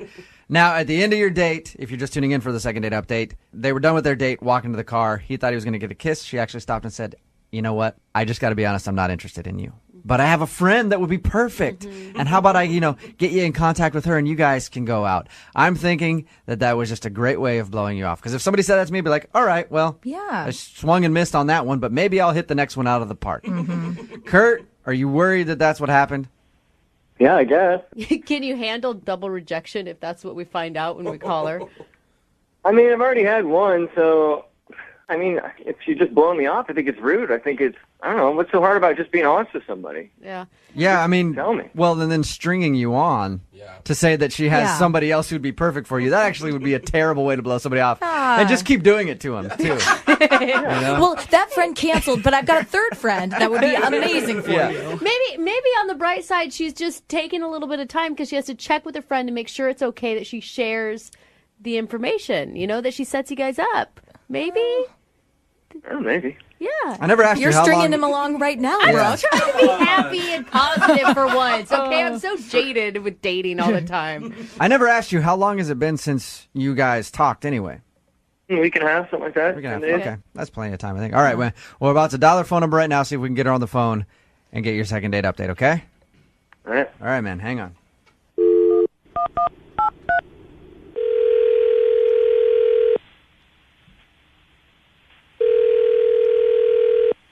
Hello? Hi, is Christy there? This is her. Hey, Christy, how are you? This is Jubal from Brooke and Jubal in the morning. Sorry, who? Jubal? J-U-B as in boy, A-L. From Brooke and Jubal in the morning. Okay. How are you? I'm okay. Why? Am I calling? Yeah. I like how we know each other so well I could finish your sentence, Christy. Beautiful. I'm calling you because somebody recently emailed our show about you. Somebody that you went on a date with because you kind of blew them off after your date. Okay. And they are wondering why. His name is Kurt. Yeah. Okay. So you remember going out with Kurt. Kurt told us a little bit about your date. He said that you were honest with him and told him that you weren't interested. But then you also said that you had a friend who was perfect for him and you'd get him in contact with her, and you haven't done that. So he's thinking that you lied to him and you didn't actually have a friend. It was just the easiest way to get out of the date. No, I do have a friend. Oh, good. So then why has it taken so long? Or did Kurt jump the gun and get in contact too quick with us? Well, Kurt's a very, very nice guy. Okay. Okay, let me put this in the best terms, I guess. He's very simple. He's a very simple man. Does that mean like stupid, or does that mean just like... Like he doesn't know how to use technology. What do you mean by simple? Well, okay. I went to college, graduated. I'm educated. Kurt is not. Dude, okay, so you think that Kurt is dumb? I didn't say that. You did. Okay. All right. Hey, you know what? I've been out with a lot of people. I've dated a lot of people for years that were stupid. Sometimes that happens, but you still wanted to set him up with your friend? Maybe she's dumb. Well, okay. I got in touch with my friend, Okay. I showed her a Facebook picture of him. Okay. Okay, did you like sell him? Did you say, hey, he's really nice? You didn't put the dumb part in there, right? No. I just Okay. said, I have a friend who would be perfect for you. Okay. Because she's not exactly on... Jeez. All right, so she's kind of a dummy too. So you were trying to hook them both up. Hey, you know what, Christy? I appreciate your honesty. Thank you for staying on the phone with us and telling us about your Albert date with Kurt. Einstein over here. So everyone around her is just idiots. Yeah. So you were trying to hook him up with one of your friends that you felt like was more his style, more suited for him. his league. More suited. We'll Yeah, say okay. league and be nice about it. All right. Riding the same bus together. Okay. The one that's not very long. We What get did, it. what So did what she did say when she showed her the picture? Well, she was not interested. Based on looks? She just thought he was ugly? She said he was pretty dorky, and he had weird eyes. Weird eyes. Okay. And Well, probably real I close kept together. saying, you know what? He's a good guy. Give him a chance. And she just was not into it. Based on looks? Based on looks. Okay. She did not find him very attractive. All right. So you couldn't hook him up with your friend. So that's why you're not getting back to him. Well, I felt bad. And so I actually got in contact with another friend. Okay. You were like a service. Another at this dummy. point. Yeah. Why are you going out of your way to try to hook him up with your friends? Everybody should have somebody. Okay. So you're just trying to be nice and see if you can find him a date since you didn't want to go out with him again. Yes, just trying to be nice. All right. So I got in touch with one of my other friends, and I showed her his Facebook, and she was not interested at all either. Wow. So every single one of your friends, I'm going to have to see a picture of Kurt later No, to see what you're talking about. So every one of your friends did not want to go out with him based on how he looks on Facebook. Well, I thought he was cute. I'm not saying he's Brad Pitt or anything, Yeah. but he's He's not bad. He's decent. Not everybody has the same opinion on looks. Like you could think somebody's cute and both of your friends could think that he's not. So Different types. thank you for being honest with us. I appreciate that. Yeah. And I don't know what Kurt would say if he could hear what you just said about him. You probably... What do you say to him? I don't know. You kind of already did, though, because Kurt's actually on the phone. Oh, Kurt. Poor Kurt. Hold on. What? Hey, Christy. Oh, Kurt, don't be sad. Oh, God. Now I feel like a complete ass. Thanks a lot. You're welcome. Not everybody takes good pictures, Christy. Kurt, I get that. And that's what I was trying to explain to them. And that's why I kept saying, give them a shot. Well, I really did Man. try to. I told them how nice you were. I told them that. They just Thank weren't you. interested. I'm sorry. I maybe tried next people. time you just tell the guy, have a good night. Yeah. Yeah, maybe I not try agree. to. Yeah, I guess you don't need to keep trying to hook your friends up with people, Christy. Kurt, I'm really sorry. I am. I mean, are you okay with dating an older person, an older lady? Well, how old are we talking, Christy? Gosh. Maybe late 40s. All right, Kurt, are you cool with dating someone in their late 40s? Does that interest you? Because she has another friend she'd like to try to hook you up with. No, I'm gonna pass. Not interested. Hey, Kurt, if it's any consolation, I get called ugly all the time by our listeners. All the time. Yeah, true. That's Like true. it's nonstop. He gets So, ugly and short. Yeah, I get ugly, short, and kind of dumb sometimes too. So it's fine. You just have to learn to deal with it and move on. Have some confidence in yourself. You know that you're not an ugly dude. Christy went out with you, said that you were good looking. So there you go. There are people that think you're attractive. There are some people that don't think you're attractive. It just happen to be more people that think you're unattractive than. And then Hey, don't remind him of that Yeah. part. And Sorry then about those that. dumb comments, just, wash those away. And your intelligence level. If you feel like you're a smart guy, whatever. Have some confidence in yourself. Don't let this phone call beat you down. Yeah, screw it. Whatever. I called you guys. I was taking the chance, so hell yeah, man. I'm gonna keep playing. There you go. You're See? a good man, Kurt. All right, guys. Thanks for the second date update. Yeah, man. Thank you for your email. If you ever go out on a date and same thing happens again, go ahead and shoot us an email. We'll do a second date update for you again. Yeah. I'll think about it. All right. Hey, and you know what? We've got a lot of really ugly, dumb listeners out there. And I'd love to set you up with one of them. If you're ugly and dumb, text us 78592. If you can type it in, we'll get you a date with Kurt. How about that? Type it in. Brooke and Jubal in the morning. Because you know I'm all about that bass, no trouble.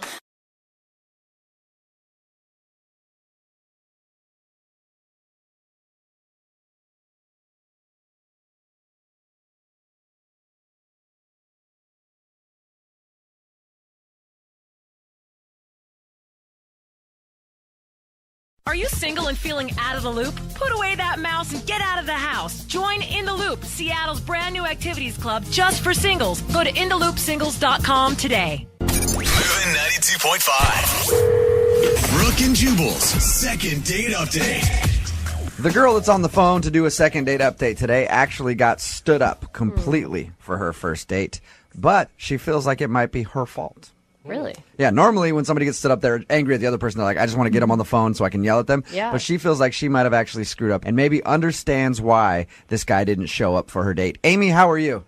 Hi, guys. I'm okay. First of all, did he just stand you up completely?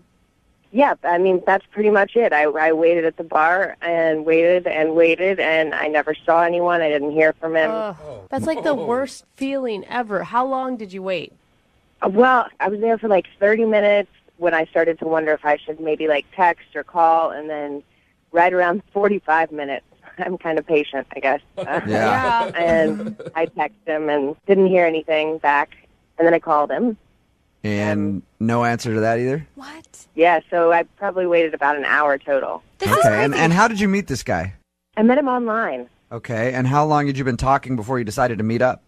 We were chatting for like 2 weeks, and we had pretty lengthy conversations. And I really felt like I knew this guy and, you know, knew a lot about him. And, I mean, I don't know if any of you have done online dating, but it's pretty clear, you know, the guys that are just looking for one thing, and they pretty much get to the point really quick. I mean, most guys aren't going to spend 2 weeks figuring out who you are and what you like. Unless they're good at it. And then you'll have no idea that that's all they want. So you just made plans to meet at this bar, and then you're waiting there for like 45 minutes. And what's going through your mind while you're waiting for him? Well, a lot of things. I know that he lives like 25 minutes away, so that was one of the things I thought, well, you know, maybe he's stuck in traffic. So I gave it a little while. Because if he lived right down the street and he was 45 minutes late, you'd be like, all right, he's definitely standing me up. So you thought maybe it was a traffic issue? Yeah, so I texted him initially and just was like, you know, is everything okay? And I didn't hear anything back. And so then I thought, well, maybe he's in an accident or something. And that's the kind of the point where you like start to not necessarily hope that he's in an accident, but like maybe not like a bad accident where he's injured, but you know, I hope maybe he got like a little bit of an accident so that he's not standing me up. Right. So your email did say though that you feel like it might be your fault that he stood you up, and why is that? You never really actually explained it. Yeah. So I told like a tiny, tiny white lie on the dating profile. Okay, what was your white lie? I'm 32, and I said that I was 25. That's a big difference there. You lied about your age. 7 years, that is a big age difference, Amy. I mean, you know how it is. Guys want younger women, and at the time it seems like the right thing to do. And did you ever come clean about this? No, I have not come clean. So that's my thought, is that maybe he Googled me. Or, you know, Facebooked me, or... So what, I mean, you've been online dating a lot, you said. What do you do when guys show up, they think you're 25 and you're actually 32? How do you break that to them? I mean, I don't think that I look that much different than I did. You know, I mean, I was using a picture from a few years ago, but I really don't think that I look that different. Amy, you were catfishing him. Here's the deal, is once you hit the 30 mark, you get less messages from people. People are just not as interested. And so, you know, putting that I'm 25, I simply get more messages and more people are willing to look at me and then potentially... Amy, I know where you're coming from. Look, if I were to do online dating, all right, I never have, but if I were, my profile picture would be Mario Lopez. It's really similar. You know, so I can understand where you're coming from. You want to make yourself seem a little more attractive. And this is the only thing that you can think of, is that maybe he found out your real age. Exactly. So are you wanting to call and apologize and see if you can make good with that? Well, I honestly just want to find out what it is, you know, why he stood me up. All right. We'll play a song, come back, call him, and get your second date update, okay? Okay. All right, hang on. Moving 92.5. Brooke and Jubal in the mornings. Second date update. Amy is on the phone with us, and she wants to call a guy named Craig today because Craig stood her up for her date. But Amy feels like it might be her fault because they met online and Amy lied about her age by 7 years. She's 32 years old, said that she was 25. She thinks maybe that he Googled her or maybe showed up and saw her and realized that she wasn't 25 and then just decided to split. She hasn't heard anything from him after waiting for like 45 minutes. So we're going to call, try to get him on the phone and see if we can find out if that's the reason. Amy, I was thinking about it, and I don't think that he stood you up because you lied about your age. You don't? No, I don't. Because if I showed up and you said you were 25 and then I saw that you were like in your 30s, I would have definitely stayed and came and talked to you. Whoa. Because it's probably a sure thing. Because you're getting older and you're running out of time and you got to get it in while you can. You know what I mean? I know that it's probably going to happen with you. I'm with you, bro. Yeah, right? What is wrong with you guys? Nice. Okay. Well, I'm going to dial the phone number right now, see if we can get him on the phone and find out why he stood you up, okay? All right. All right, here we go.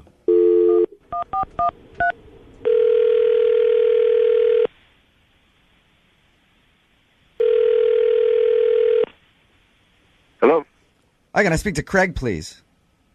This is Craig. Hey, Craig, how are you? This is Jubal from Brooke and Jubal in the Morning. Who? Sorry? Jubal from Brooke and Jubal in the Morning, the radio show. Hi.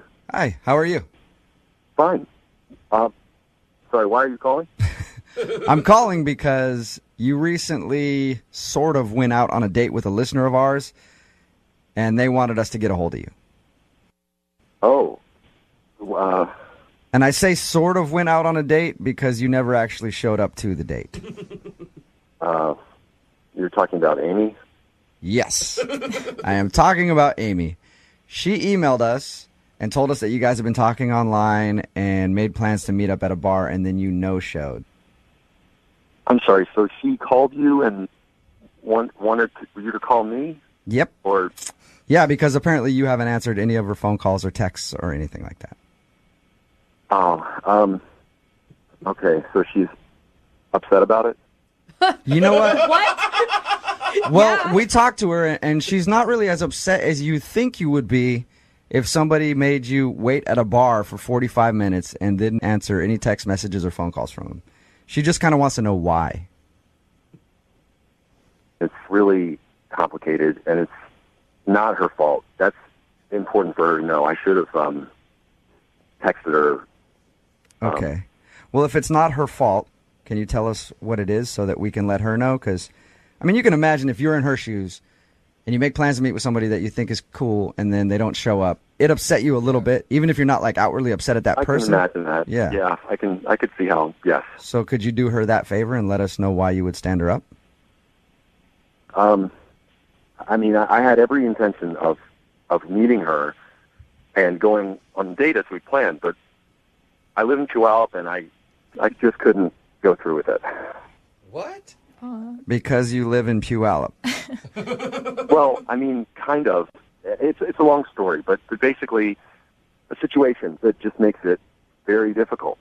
Are you embarrassed because you live in Puyallup? I'm more confused. You say you have a situation. I'd like to find out what that means, but I'm confused why you just mentioned the cities. Basically, I live in Puyallup, and I don't go into Seattle very much, ever.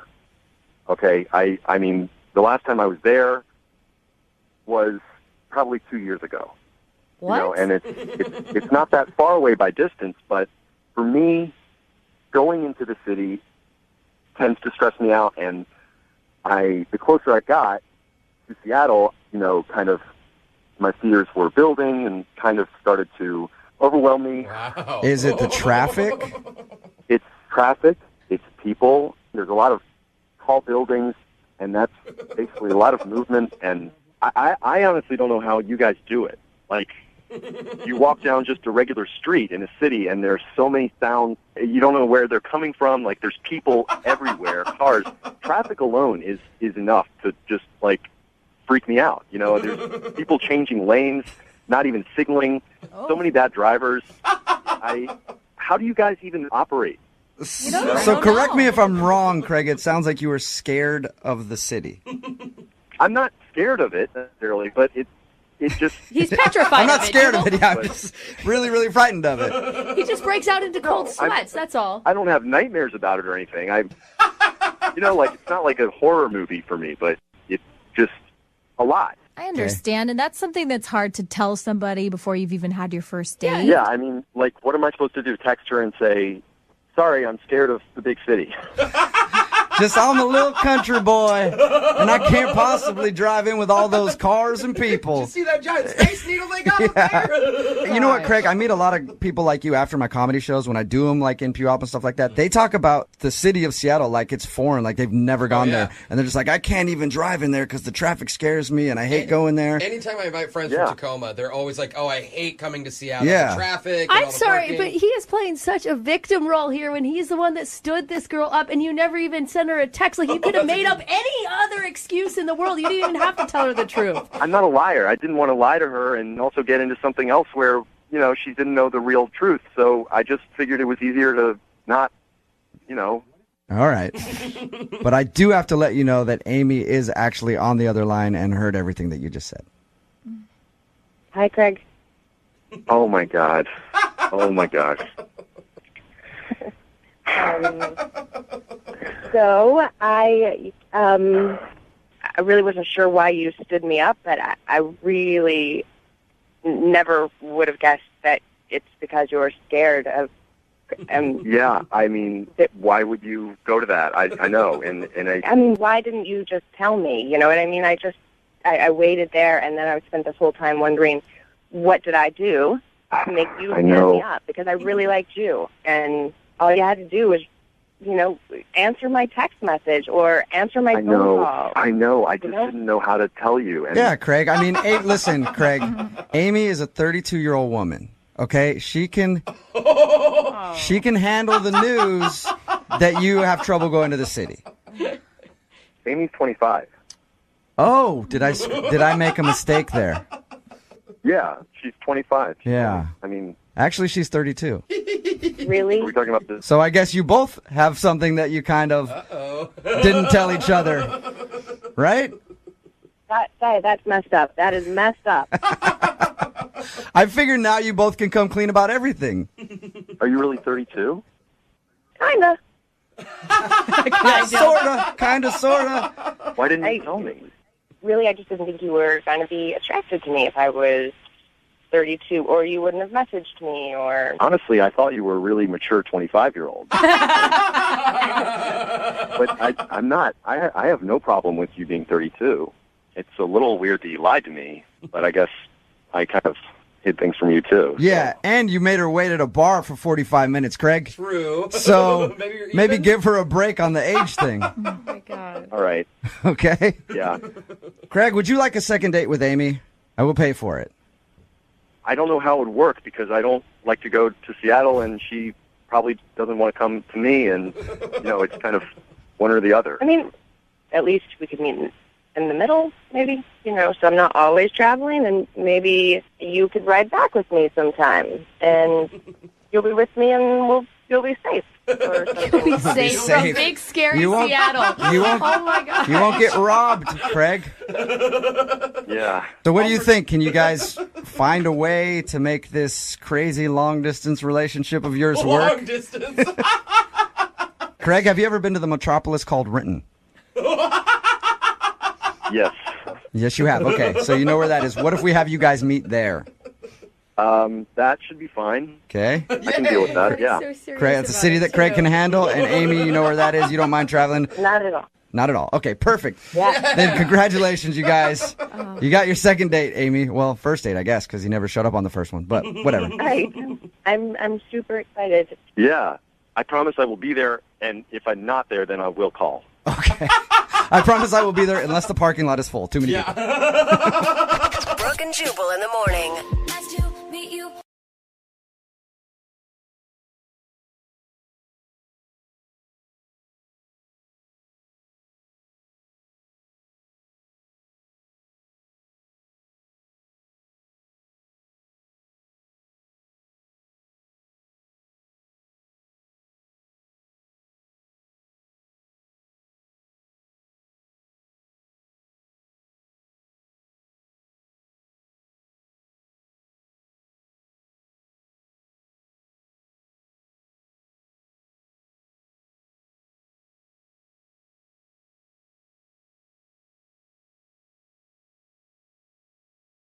This is the first date I can think of in a while where the police actually got involved. What? Oh, no. I know. That's not good. Well, I know personally I deal with a lot of men in uniform. I bet so you do. I'm kind of curious about this situation, if it was more of a confrontational police thing or more of a mutually agreed upon police guy with a boombox That's not- breaking into a room and That's doing a not- dance sort of situation, because that's the bad boy that I'm thinking of. I mean, it's the bad boy I want too, but it's probably not when Maybe- people say police. Maybe I'm wrong here, but let's ask Lauren, who's emailed us for help today. What's up, Lauren? Hi, guys. Did the police officer have rip-away pants? Oh, my God, no. It's too bad. It's too bad, Lauren. Give us a little clarity here. Tell us about the guy that you went out with. What's his name? His name is Cameron. Okay, and is Cameron the cop? No, he is not the cop. He was, in fact, my date who got the cops called on him. Whoa. Okay, wait, hold on. Yeah. How do you know Cameron? Where'd you meet him? I met Cameron on Bumble. Wait, I mean, it couldn't have been that bad if you're calling for a second date. Yeah. That's true. Well, so I'm just kind of worried about Cameron. I guess I just have to Okay, tell yeah. you. Tell us what happened Okay. when you and Cameron met. Yes, because this sounds juicy. I like it. We talked for a while on Bumble, and like all good things. I enjoyed the conversation, and he was a foodie like I am, but he liked weird food. So we were talking about it, and I was like, "Hey, I like weird stuff like chocolate covered potatoes. Not too weird." That's not weird. That's good food. I have never had a chocolate-covered potato chip, and I want one right now. Really I haven't either. interesting. Yeah. Really? Because salty and sweet together. Oh, yeah, it's good. Exactly. So what did you do? Did you go to the fair for your date?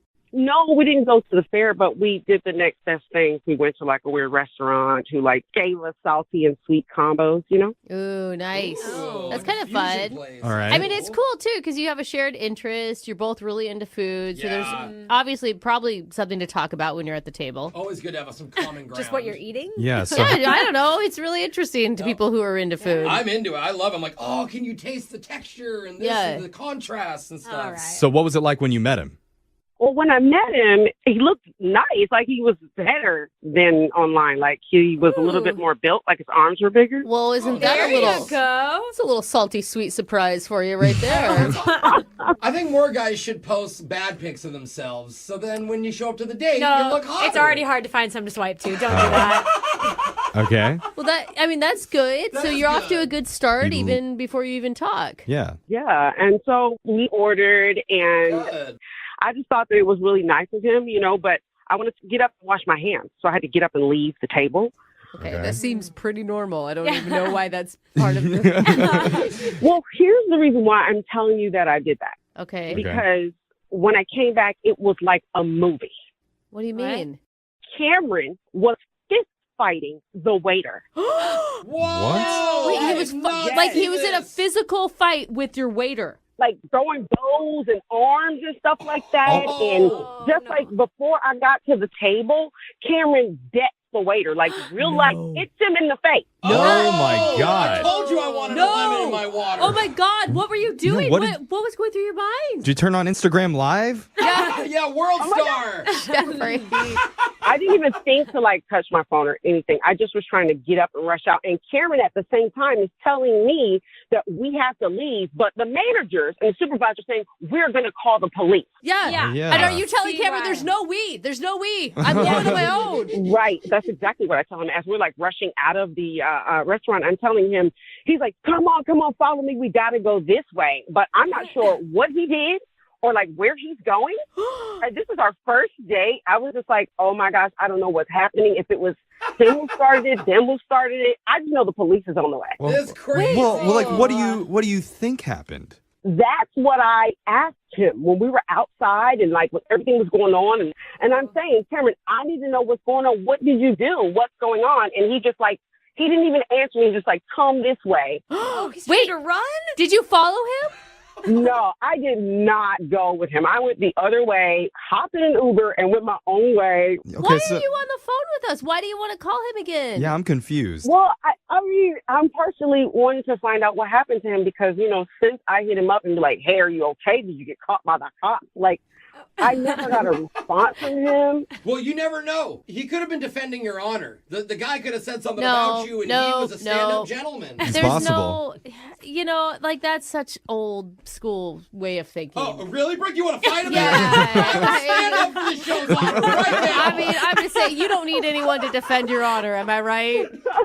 No, not that way. Not when your cops are getting called. Yeah. I mean, I don't want to go to jail for that. So you have reached out to him via text or via phone call, and he's not answering you. I have. I've done both just to see, if he was like I said, in jail or what. Yeah. It's just out of general concern to be like, hey, what happened? Because, I don't know the story. I don't know what happened. I don't know why. And you're hoping, I mean, let's be honest, you're hoping it's something forgivable so you can go out again. Because he was really cute. Okay. I'm hoping that it was just a misunderstanding or something.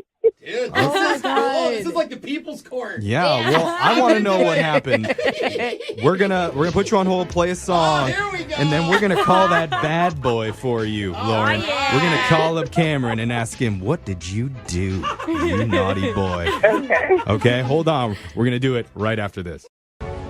You want a first date packed with drama, filled with chaos and intensity?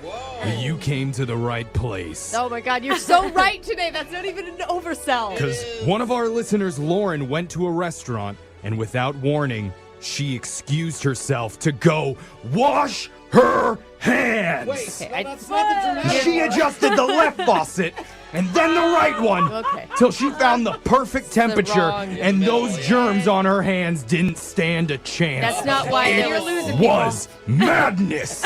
You are having a hard time reading the storyline. And then, when she finally came out of the bathroom, she found her date Cameron fist fighting their waiter. You just threw that in at the end. And the cops were called, and afterwards Cameron tried to convince her to run down the street with him. She said, no thanks, I don't want to do that. But now she's curious, because after the date, she's been trying to get a hold of Cameron to figure out what happened, what caused that fight, and he's not responding. So she's hoping that we can step in and figure out those answers for her. Isn't that right? Nickel every time someone fist fought the waiter. Yeah. I mean, I'd be a millionaire. Honestly, I am so invested in this. It's been a long time since I've been this excited about calling someone. It's pretty good. I mean, and the thing is, there's not a lot on the line for you, right? Like, he either turns out to be a total jerk, which good riddance, or he turns out to have a great excuse and you get to go out again. Okay, but he's not a jerk. I had fun with him for at least half an hour before all of this happened. Yeah. So He went a full 30 minutes without fighting somebody. yeah. He's a pretty good guy. Without punching one waiter in the face. That's You're pretty right. cool. You're right. He hit a busser, but it wasn't the waiter. Yeah, I mean, let's give him some credit. All right, so I think we're ready to give Cameron a call. Are you ready to do this, Lauren? I am ready. Okay. Oh, good. Here we go. I'm going to dial his number right now.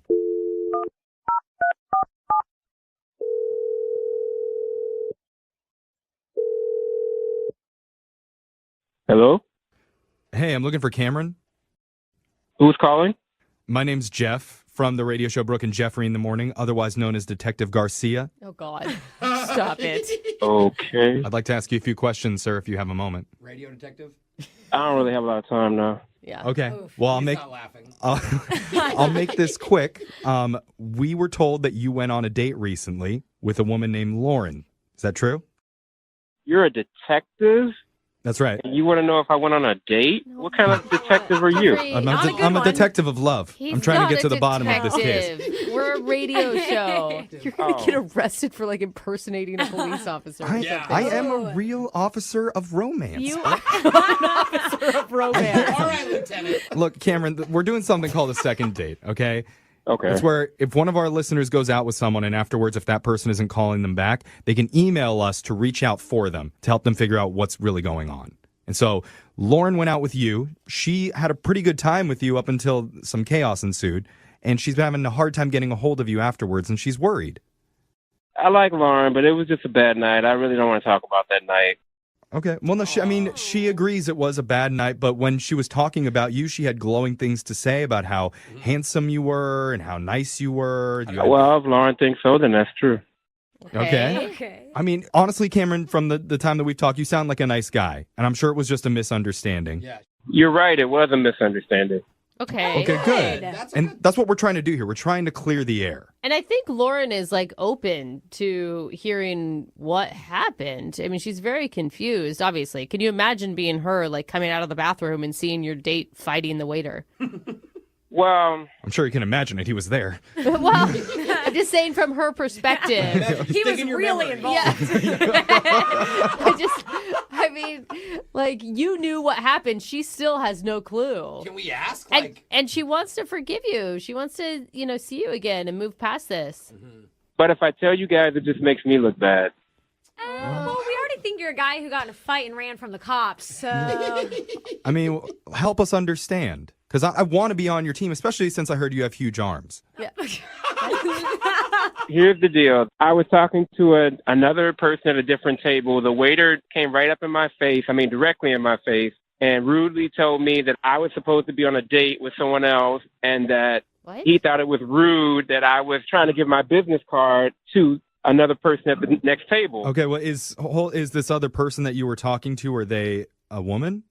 Yes, I gave her my business card. I'm a trainer. So wait, so the waiter was interfering because the waiter saw that you were on a date, Yes. thought you were trying to hit on another woman, and was trying to put a stop to it while your date was in the bathroom? Yes, and he was arguing with me. He was saying, "Oh, you're not doing business," and you're not. He was basically right in my face after I told him to move on, and he was very rude, and he was a little aggressive. Why would he care so much? Well, same thing, though. I mean, he thought he was sticking up for her. Did you know the waiter? Did the waiter know? I don't know. I didn't know that guy. So wait, I used to be a server, and How I'm did- a very chivalrous man. But how does that lead to punching? Like, I still don't understand that. Like, you can be rude to someone and... He was directly in my face. I told him several times to get out of my face, and he kept coming at me, so he ended up on the floor. Sounds like you both are kind of That escalated. Yeah. Oh, jeez. Okay. Did you tell Lauren any of this? No, I didn't tell her what happened because I knew that if she saw I was trying to give my number to this hot blonde, that she would take it the wrong way. The same way the waiter blew it out of proportion. Okay, so did you just say that she was hot blonde? Why didn't you slip that one in there? She was good looking, but that's not a crime. I have a lot of clients that are good looking. So you're saying you weren't asking the other woman out or trying to give her your number. It was totally professional. No, it was professional. I have a lot of good-looking clients. You can check my website. Okay. I mean, all right. I'll hire a trainer that has good-looking clients. It means that they're training right, you know? All right, well, You make me look like that. Cameron, I really appreciate you opening up and telling us your side of the story. I would really be interested to hear if Lauren believes you, because I didn't tell you this, but she's actually been on the other line listening, and she wants to talk to you. What? Yeah. That is a crock of What? Oh, coming in hot. What are you talking about? I cannot believe that is his excuse and that he didn't tell me. So basically he was trying to talk to another chick and somebody busted him and he punched somebody like See, I knew you'd react like this. Most women wouldn't understand that this is what I do for a living. I'm a trainer. I have a professional website. I have a website. Yes, I have the most attractive clients out of all the personal trainers in the entire country. But in the 2 I or have 3 minutes that I testimonials. went to go wash my hands is not the time for you to talk to another female. Like, I don't blame that waiter. Maybe I should date his because he's got my back. Oh. I mean, maybe. Hey, I don't think the waiter was dateable because he's in the hospital still. That is not something to brag about, Cameron. Hold on, we weren't there. We don't know. This girl could have literally turned and said, "Oh, excuse me, are you a trainer?" I mean, the guy's probably no, fit. who does that? I'm Anytime I'm you see actually arms, with you know. Jose on this one. Jeff doesn't. Yeah, those I arms, mean- you must be a personal trainer. Wow. If he was, I told him if he to remove wasn't- himself from my face, and he refused to. I will say that the timing was bad, and I don't approve of the keep punching mentioning part. Okay, the punch. punching part I'm not into. But the passing his business card to a potential client, No, No, why, you don't do that. why did he wait till I went to the bathroom to talk to her? it's a good point. Cameron, what do you have to say? Well, the story is as I said it. I was trying to get a potential client. Yo. Okay, so wait. Here's why I believe him. And then he got up in my face. He didn't know she was on the line. He told us this story. Literally had no idea she was on the line. So he is telling the truth, in my opinion. Okay, here's the question that will find it out. Okay. All right. Have you contacted the hot blonde, and has it only been a professional relationship with her? Oh, good question. Absolutely not. I have not contacted the hotline, but she has hit me up 3 times. Hey! For what? For what? Exactly, because you was trying to Oh.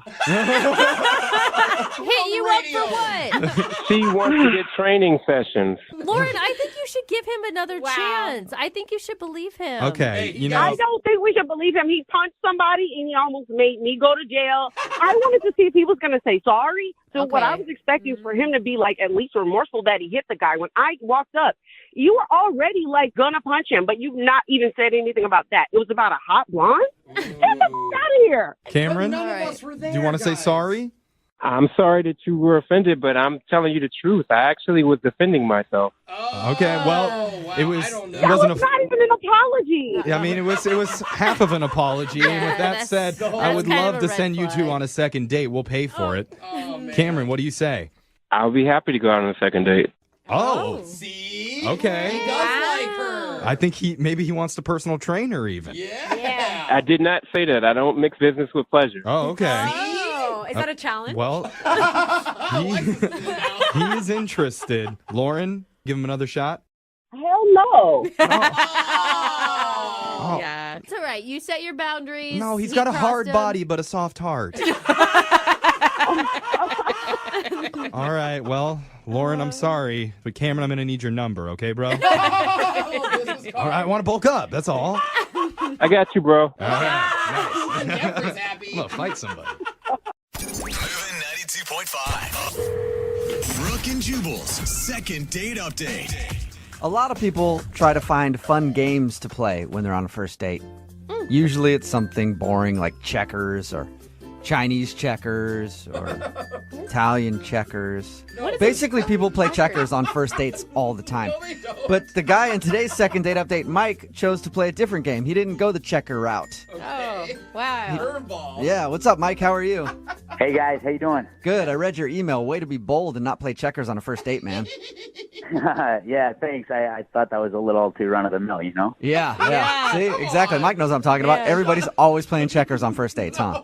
I know. Why are we so obsessed with checkers right now? I don't know, bro. What did you do on your first date? Well, so we went to a bar, right? And, we got to the bar, and I wanted to do something fun, and I wanted to break the ice. And so I decided, the two of us should play this game together, you know? Okay, what game? I thought we'll look at the bar, and we'll pick out a person, and we'll guess that person's name and what they do for a living. Oh, I like that game. I play that game. I don't know that there's a name for that game, but I often play that game. Yeah, it's fun. You get to show each other, a little bit of your personality. You laugh. Yeah, and you get to judge people all at the same time. No, it's not judging super people. fun. It's just like making funny backstories about how maybe they worked at a manure plant a while back. Totally, yes. So after the game, I thought, let's go talk to them and actually see how did we do. Oh, wow. Whoa. That's risky. Did you just go up to him and be like, hey, we've been watching you all night trying to guess what you do for a living, and we want to see if we're right, and then ask them a bunch of questions? So, you go up to them and you just sort of casually ask them about themselves, and you just try and drop it in. It's easy to start with the name, right? And then you naturally get to what they do for a living. And it turns out we got one guy right. So what did this guy do that you got right? Well, so he works in IT, and we looked at him. We saw his T-shirt. It was a computer graphic, and he was wearing some glasses, and he was nursing his drink in the corner. And we both thought IT, and we're talking to him, and he tells us he works in IT. And as soon as he said that, just instinct, she and I high five, and he looks at us real weird. Maybe he just thinks you're really passionate about IT jobs. Hell yeah, guys, can I get in on that high five too? Yeah, we totally would have high fived him. It was a great moment. Okay, so it sounds like you had a good time. Yes, it was so much fun. We kept going around and meeting more people, and there was this other table that we introduced ourselves to, and we hung out with them. We laughed. I was enjoying myself. She was enjoying herself. Wow. This table, they enjoyed hanging out with us. Hey! I mean, everything sounds great till this point. How'd you end everything? We both had to be up for work the next day, and we both decided, let's call it a night. And we walked outside. I gave her a hug, and it was just it was a really nice date. Nothing awkward. It was just a nice hug at the end, and I haven't heard from her since. Did you get time through all this game and hanging out with your new group of friends to actually get to know her very well? I mean, I thought so, yeah. You know, I thought, like, we got a chance to show each other, like, how we interact. And, you know, there were no, like, awkward silences that, like, I tend to experience on first dates. You know, we got to sort of, like, hang out with each other and, like, see how we interact with lots of different kinds of people. I thought it was awesome. Okay, so after the date, did you make plans to hang out again? We didn't make concrete plans, but we both said, like, yes, let's hang out again. She confirmed that she had a good time, Okay. you know, and I was, like, very clear. Like, this was awesome. I'd love to see you again. You think she's not calling you back then? You know, like, I don't know. There was one moment, like, during the night when, like, I made one joke about one guy that, like, I just thought it was a joke that, like, didn't land right, you know? Uh-huh. What was the joke? So we were looking at this one guy trying to guess his name and what he does, and, like, his clothes were, like, real shabby, didn't look like he prized, like, personal hygiene. And, like, I made a comment and a joke about, like, well, he's probably poor. Oh, dude. Okay, that's not really a joke. That's just mean. Were you right? Do you know if you were right? I don't know. We steered clear of that guy. Okay. Yeah, you don't want to talk to poor people anyway, right? Well, yeah. How did she react when you said that? Did she seem upset? I mean, there was, like, a look, right? She seemed a little bit like, oh, she winced a little. Yeah, of course, he's poor. You're going to wince. She didn't wince because of that. She winced because she's a little uncomfortable. And yeah. But I didn't think it was more than that. I mean, like, I'm poor. I couldn't care less if he's poor, right? Like, I'm just joking. Okay, you know? so you think maybe she's not calling you back because she didn't like that joke? I mean, that's really all I can think of. Okay, cool. Well, we'll play a song, come back, call her, and get your second date update, all right? Okay, awesome. Thank you, guys. Okay, hang on. Moving 92.5. Brooke and Jubal's second date update. If you're just joining us for today's second date update, I'm really surprised that Mike, who is on the phone to call Deanna right now for another date, isn't getting a call back because normally women love it when you make fun of poor people on dates. Oh, no. Mike, I'm surprised. Like, that's always been a go-to for me. Sometimes we just drive around the city and laugh at homeless people, and it's always gotten me so far with ladies. Sick, dude. You're terrible. That is not fair. That is not at all what I meant. It was a light joke, and it didn't land. It didn't land. All right, if you're wondering what we're talking about, Mike went out with this girl named Deanna. They went to a bar, and they spent their night playing a fun game where they would look at people and try to guess their occupation and all that, and then even go up to them later and meet them and then find out if they were right.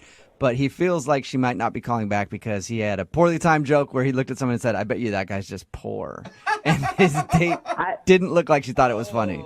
It sounds worse here. I never heard. Did you ever approach the poor guy and find out what he did? No, we steered clear of him. I thought it was probably not best to revisit. Yes, thank you. Yeah, just leave that in the past and move forward. And even then, it sounds like you recovered because you said that she was interested in hanging out again at the end of the night. It sounded like it, yeah. And like we kept hanging out. We kept meeting these other people. She had a great time. Yeah. All right, cool. Well, I'm about to dial her phone number right now and see if we can find out why she's not getting back to you, okay? Awesome. Thanks, guys. All right, here we go.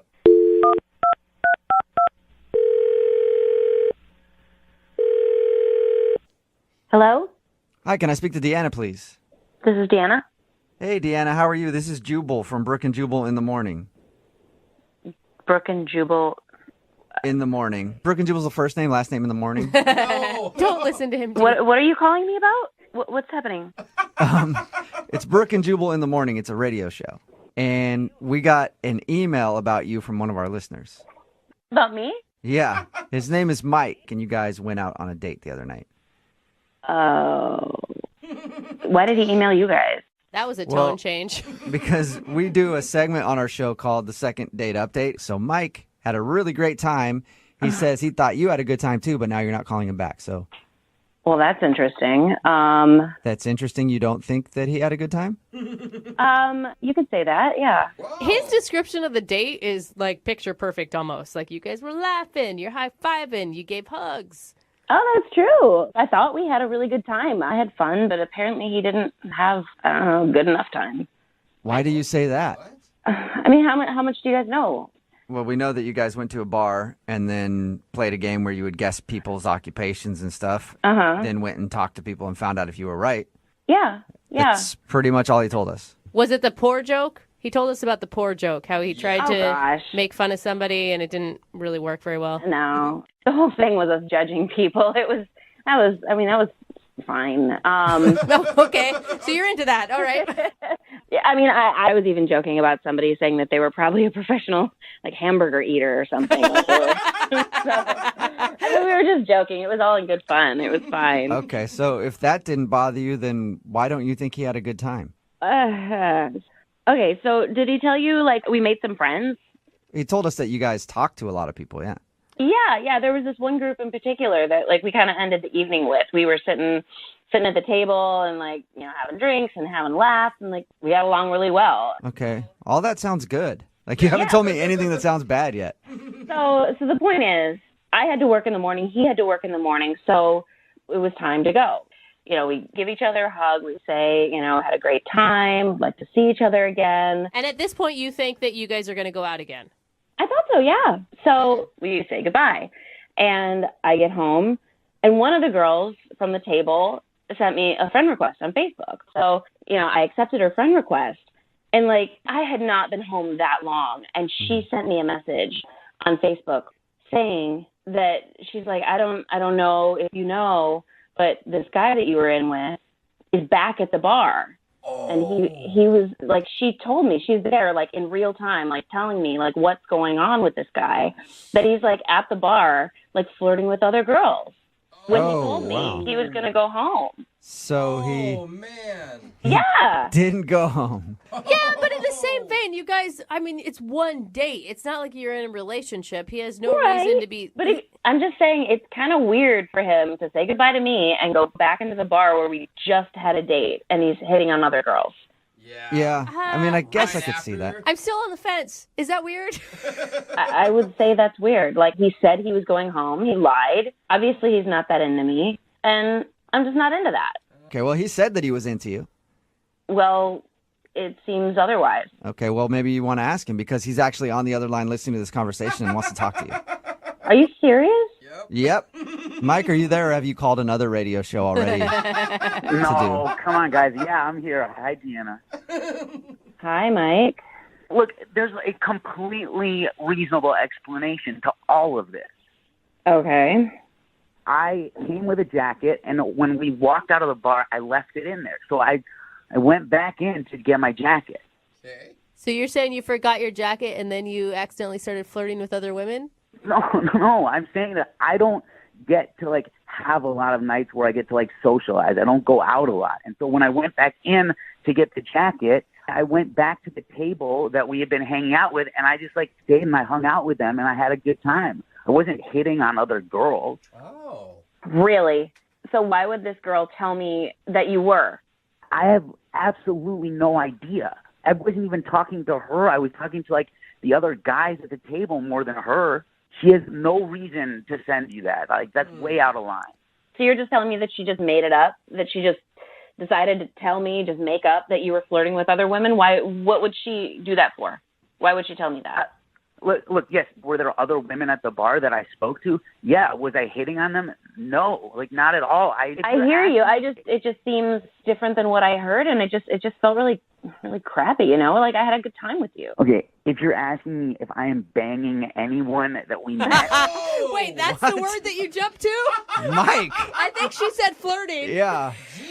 You went from 0 to 100. Well, I just thought, like, let's put all our cards on the table, you know? Yeah, put it out there, wow, Mike. You did. You put them all out there. Yes, dude. Yeah, Mike, I didn't say you were banging other people. I mean, I just got to, like, I feel like I'm being accused here. Yeah, but she said flirting, Mike. Yeah, well. Yeah. Well, call a spade a spade. Like, I know, I don't know. I had a good time. This is such an intense conversation after a first date. Yeah. Like, Mike sounds like a sketch ball, and I don't know about a sketch ball. Like, that's a little bit harsh. No, I agree, but, you know, like, both of you sound a little crazy on the phone right now to me. It's not my fault. I was brought into this on the radio. Yeah. I was happy to just leave it alone, you know? That's true. I'll give you that. Look, Deanna, I like you. I had a good time, and I obviously wouldn't be calling this radio station to get in touch with you if I was banging somebody else in that bar. Mike, stop it. We get it. We get it, Mike. Deanna, would you like to go on a second date with Mike? We will pay for it. Assure you he's not banging anybody else at that bar.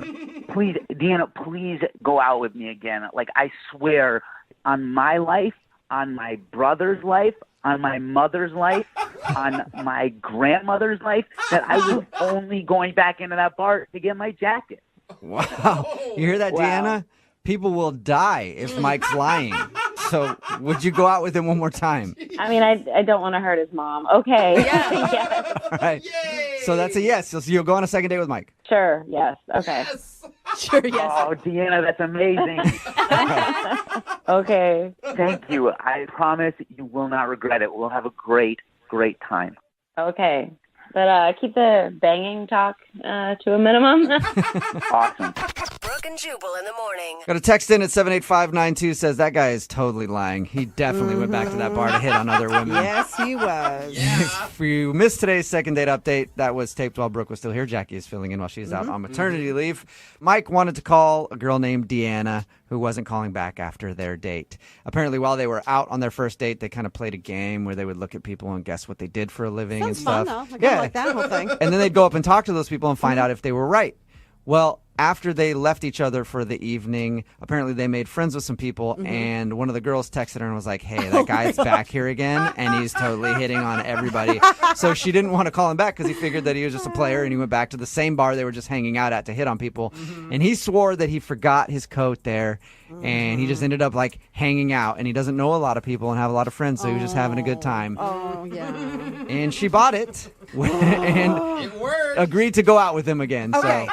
She had someone that was almost a stranger, another female that went out of her way to say, girl, he's a dog. Yeah. And Try to look out. I mean, and normally girls, that's the kind of girl you want to be friends with. But you know, Jackie, girls are haters like that. Like if I went back to a bar and I was just like randomly having conversations with like 5 other women that night, somebody's going to be like, he's hitting on girls. That's just how it works. When all I was doing was just trying to hang out with my friends, my new friends that I met because I forgot my jacket. Yeah, no. Totally innocent. No. Anyway, they agreed I'm not buying it. to go out again. If you want to do a second date update, all you have to do is email the show and we will call the person who didn't call you back. It is Friday, so Young Jeffrey's Song of the Week, just a few minutes away at 8:10.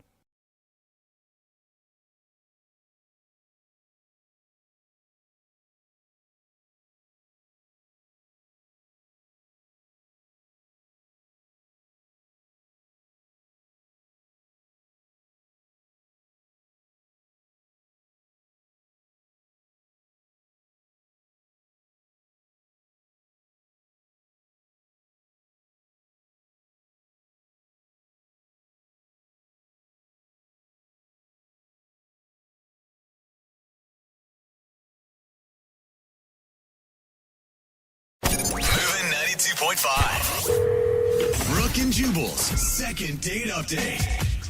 The woman on the phone for a second date update today met the dude that she wants to call in a very unconventional place. She met him at jury duty. Shut up. Right. That's crazy. She was on jury, he was on trial. No, And that is she not. would toss him a wink and a smile every once in a while, and then, looks like it's a hung jury. They needed 12 to convict, but only 11 went along with it.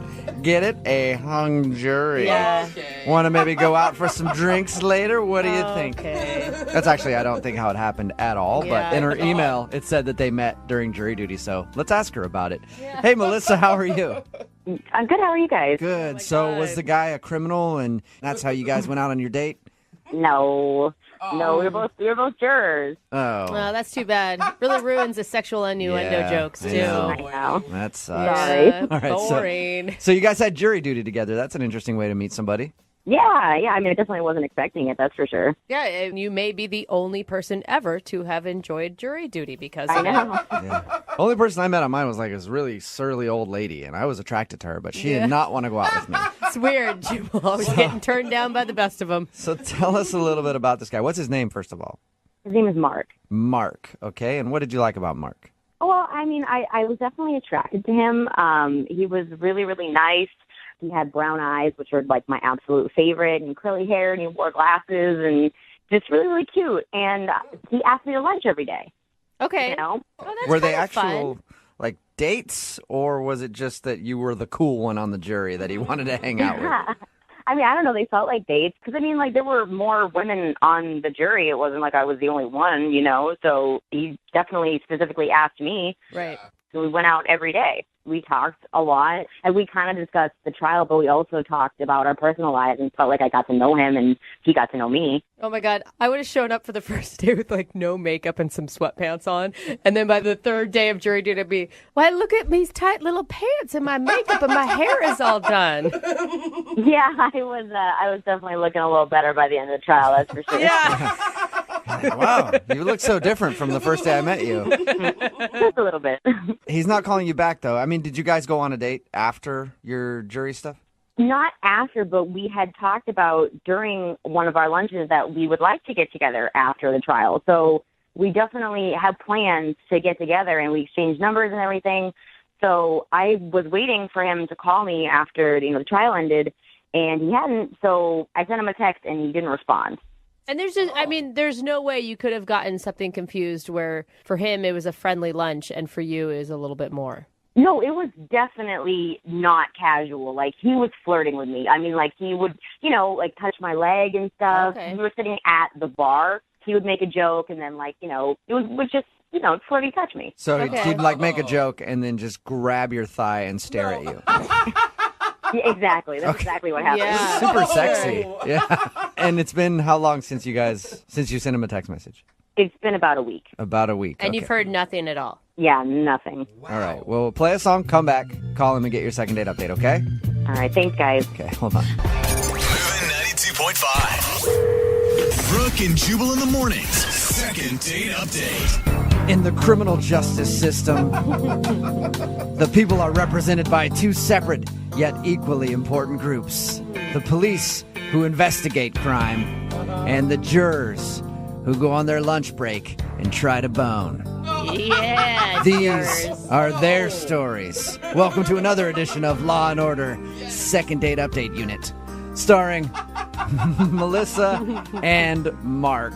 If you missed the first part, Melissa is on the phone. She wants to call Mark today. They actually had jury duty together, went to lunch every single day, very, very flirty, even made plans to go out after the case was over. But since then, she has not received a call from him. She's tried texting him to get together, and nothing. It's been over a week now, and she wants to get him on the phone and find out why he's not calling her back. Melissa, are you ready? I'm ready. And you didn't notice anything on any of your lunch dates with him that maybe, I don't know, changed the atmosphere between you two? No, I don't think so. I mean, the only thing, like, I mean, I said that I liked unicorns and rainbows, but I don't think that would have, I don't know. I don't think that would have been like. But you don't think a deal unicorns? breaker. You don't think unicorns are real or anything, right? No. Okay. You could see how that might happen. Yeah. Yeah. We've had things like that go down in the past on a second date update, so I wouldn't put it past you. Just be like, no, we argued for hours about the fact that unicorns do exist out in the wild. All right, I'm going to dial his phone number right now and see if we can find out what the problem is, okay? All right, thanks, guys. Here we go.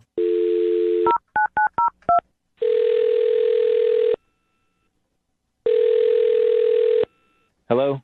Hi, I was looking for Mark. I'm speaking. Is this Mark who served jury duty just about a week ago? Yes. Awesome. I'm from the district attorney's office, and I need to speak with you about something. I don't think you can say that. No. What's going on? My name is actually Jubal from Brooke and Jubal in the Morning, the radio show. Okay. Close to the same thing. What is this? What's happening? Well, it's a segment that we do on our show called the Second Date Update, and one of our listeners actually emailed us to get a hold of you. Her name is Melissa, and you two had jury duty together. Yeah. Yeah, we did. Yep, and you guys went to lunch like every day that you had jury duty, right? Yeah, why do you know that? Why I know it? I'll tell you why I know it. I know it because we talked to Melissa. And she's really confused because she said that you guys were flirty, going out to lunch every day, and she thought you guys were going to actually have a date after the case was over, and now you're not calling her back. So she wanted to see if we could get you on the phone and ask why. Oh, man. Is there a reason that you're not calling her back? Did you not like her? No. That's the complete opposite. Like I just fell for this girl, man. Like hard. What? Wow. Yeah. It was one. Wow. Wait. If you liked her that much, then why would you not return her text message or her phone call? Because I don't trust myself around her, to be honest with you. Oh, that's such a line of BS. What does that mean? Are you married or something?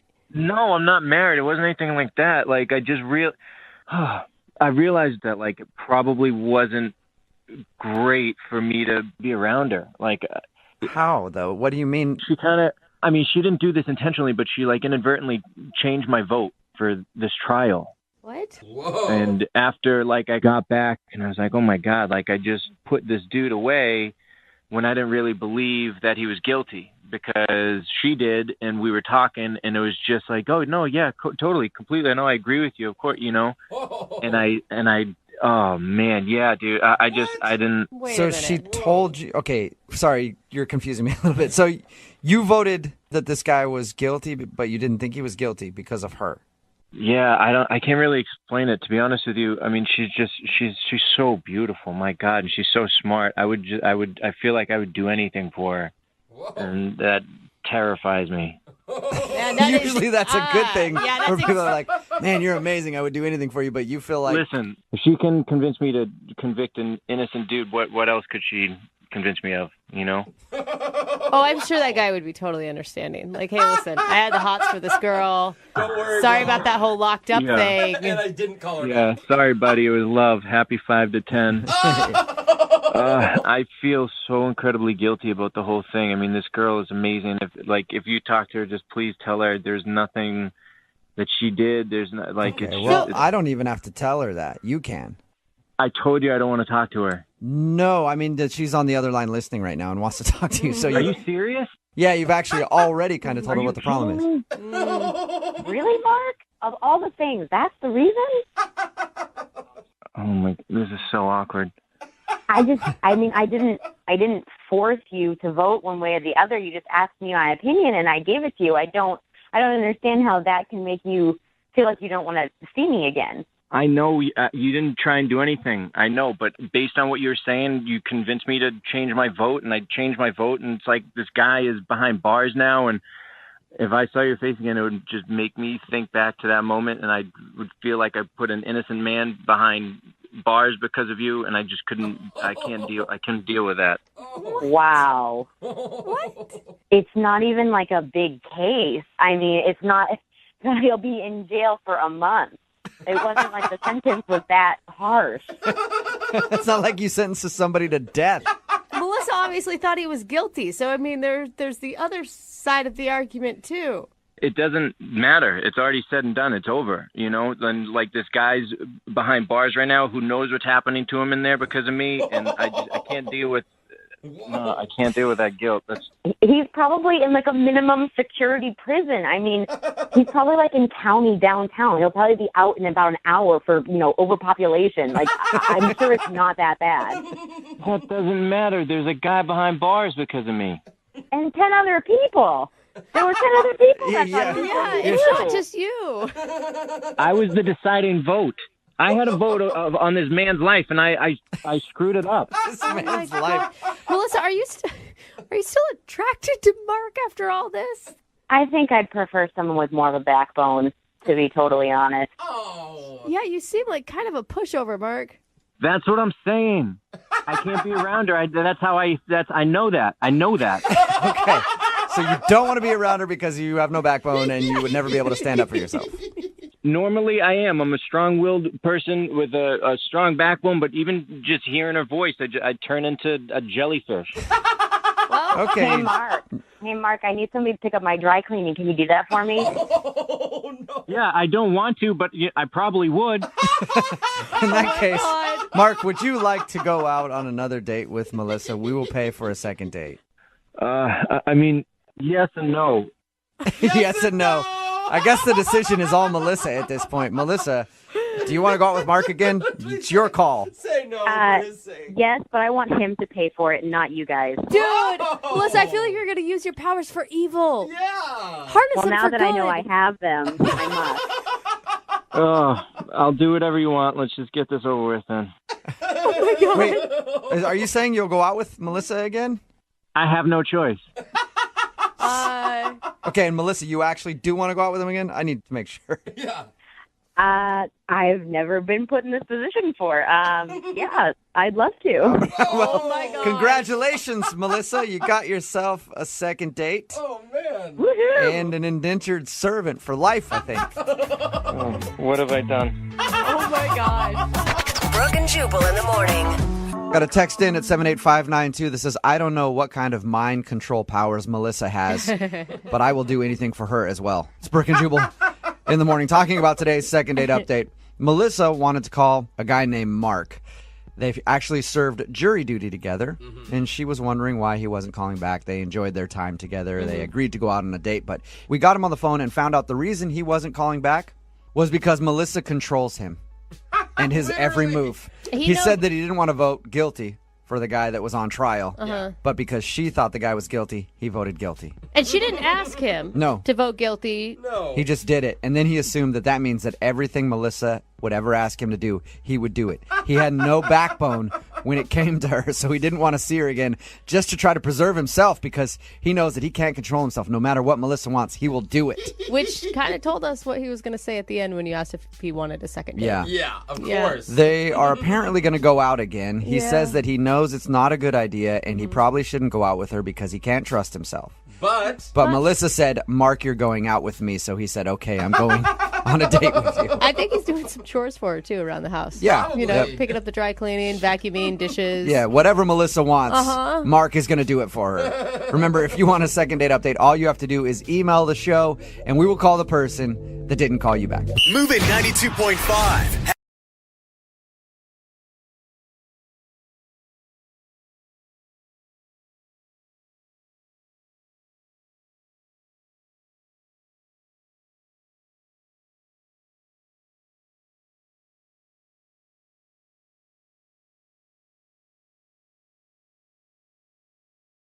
And welcome back to Dating Tips with Justin from today's second date. Always remember Justin's 3 rules for a successful first date. 1, open all doors for your date. 2, make sure you pay the bill. And 3, always fake a wedding proposal. Oh, God. Sure to work? Oh, man. Never. Justin is on the phone for a second date, and today he wants to call a girl named Naomi. They went out on a date to a restaurant, and the couple next to them got engaged. The restaurant was all buzzing about it, and so Justin thought he'd play a funny joke and then stand up after them and go, we're getting engaged too. His joke wasn't as well received as he thought it was going to be. Justin, are you ready to give your former fiance a call? I am, and she's just so cool. And so I guess what I'm looking for is like a redo, just a second chance. Yeah. I mean, you said it was, up until that point, the best date of your life. Yes, that's how I felt. So was there some sincerity behind your joke proposal? No. Okay, well, that's Not at all. I just want to make sure, because they say there's always some truth to every lie. Yeah. I mean, if she'd have said yes, it would have turned into the worst date ever. Yeah. Okay. I just want to make sure you didn't secretly want that. Yeah, all right.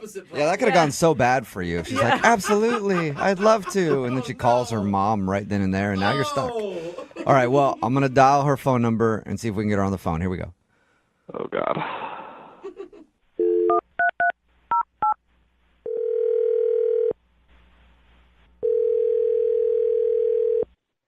Hello? Hi, is this Naomi? Yeah, this is her. Hey, Naomi, how are you? This is Jubal from the radio show Brooke and Jubal in the morning. What? This is Jubal from Brooke and Jubal in the morning. What's going on? Not much, just hanging out. What's going on with you? How you doing? What you up to today, girl? No, I mean, why are you guys calling me? Yeah. Oh. Yeah, we know. Okay, I missed the point. Sorry. We got an email about you from one of our listeners. It's a dude who wants to do a second date. Do you have any idea who might have emailed us? I mean, I went on a date recently, but I don't know why he'd email a radio station. What was his name? Justin. That's it. Justin emailed us because He said he really enjoyed going out with you, but now you're not getting back to him. Yeah. Okay, so that's true. So I guess there's a reason. It wasn't Yeah. just like, oh, I let him know that I ran out of time. No, there's definitely a reason there. Is it because he proposed to you on your first date? I mean, I'm just taking a wild guess. Okay, awkward. Yeah, right? Did you think that was funny? Because he said he meant it as a joke and you were laughing. I mean, at first, but then the whole restaurant kind of started looking at us, and it was not comfortable. Yeah.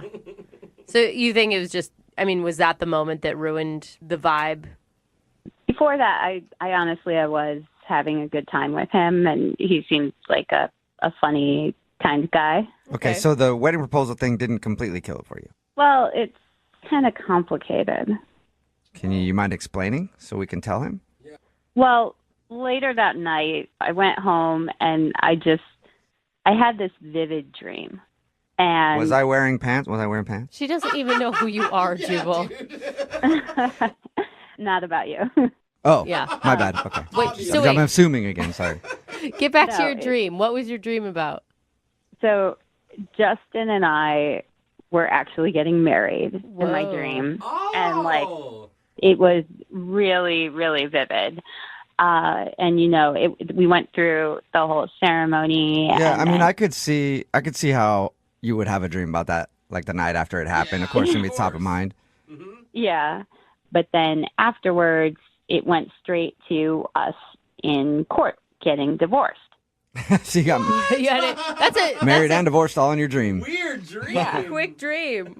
So, I mean, when I woke up, it was really unsettling, and I felt kind of weird, and I didn't know how I really felt about it. But the more I thought about that, that's definitely a sign from the universe. Like, I should not go out with him again, right? Wait, So- hold on.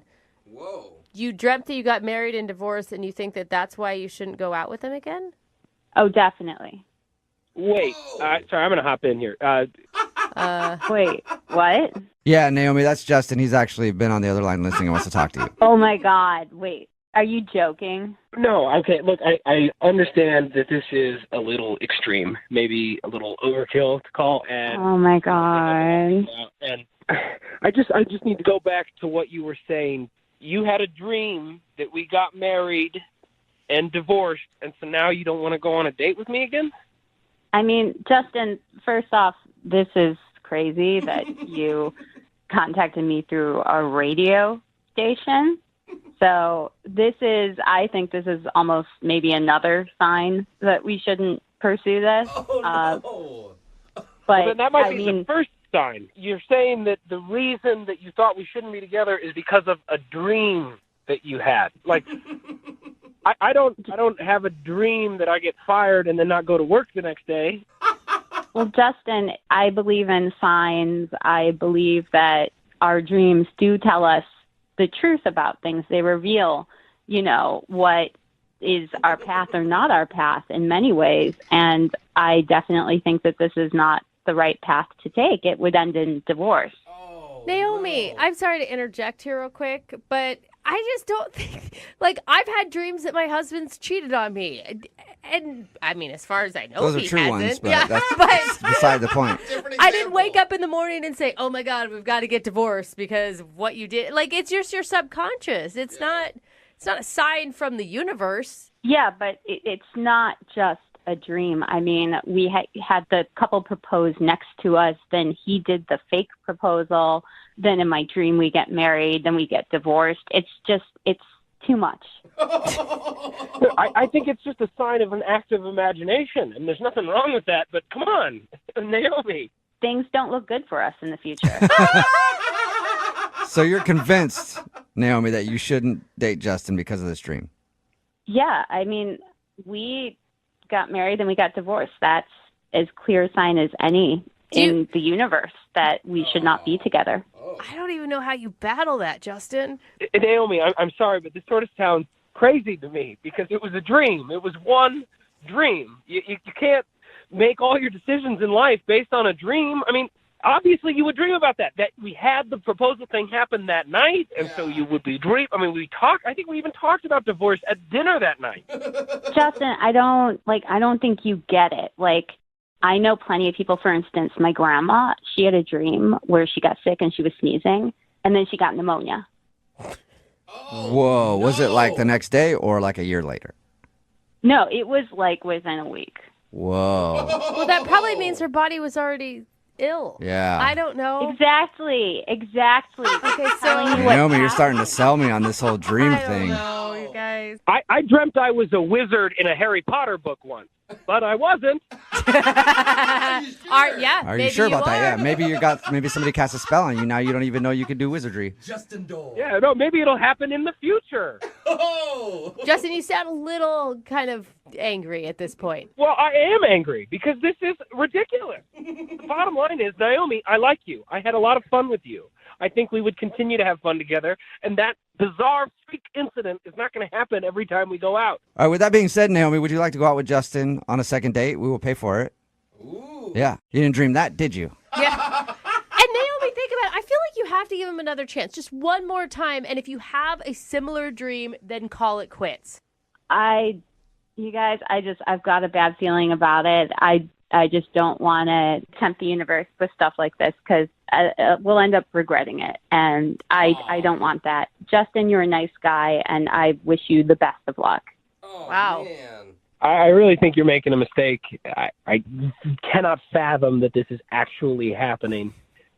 But if this is what you really want... Justin, it's not what I want. It's what the universe is telling us is right. No, it's what you dreamed. Come on. Well, and dreams are signs, Justin. Either way, Justin, it doesn't sound like you're getting a second date. I'm sorry, man. Well, thank you guys for trying. Yeah, no problem. And Naomi, thank you for your time. Appreciate it. Before you go, could you do me one favor? What is it? Can you dream about me winning $1 million? Me too. Yeah, all of us. That'd be dope. A listener named Justin is on the phone for a second date today, and his email said that the worst possible thing happened on his first date. Uh-oh. So I'm assuming maybe he ordered a hot tea, and they brought him an iced tea. What? That's... You know how that goes. It gets so awkward after that, and then you get up and excuse yourself and go to the restroom to try to collect yourself, and on the way to the restroom, you end up going to the parking lot and grabbing your car and driving it through the front of the establishment. Whoa. It happens every time, and that is incredibly awkward, so I'm sorry that happened for you, Justin. No, it's actually worse. Yeah, Worse than getting tea? an iced tea when you ordered a hot tea? Wow. If you can believe it. What could possibly be worse than that? I guess we'll get to that in a second. No way. Wow. First, tell us about the girl you want to call today. What's her name? Her name is Naomi. And Where'd you meet her? a dating app. Okay. And she seems really pretty and this cute nose. Cute nose? Really like a tiny nose. Like smaller than the normal small nose? Like, I'm picturing somebody with barely a nose. Like just two nostrils on your face? Like a button. Oh, just adorable. You sound like you're really into the nose, man. Is that a normal thing that you look for in a lady? Yes, it is. Really? Okay. A nose lover. You're a nose guy. Okay. Well, I'm a face guy, and the nose is sort of like the focal point of the face. It ties the whole thing together. Yeah. Okay. All right. Okay, so you liked her nose, and you guys hit it off, and where'd you go on your date? Well, we went to a nice restaurant, probably nicer than needed for a first date. Okay. Okay, so you went to a real expensive, classy restaurant with a woman who has a button for a nose. Okay. And what was it like when you guys saw each other the first time? It couldn't have gone any better. And I was having the best time with her. It was the best date of my life. Whoa.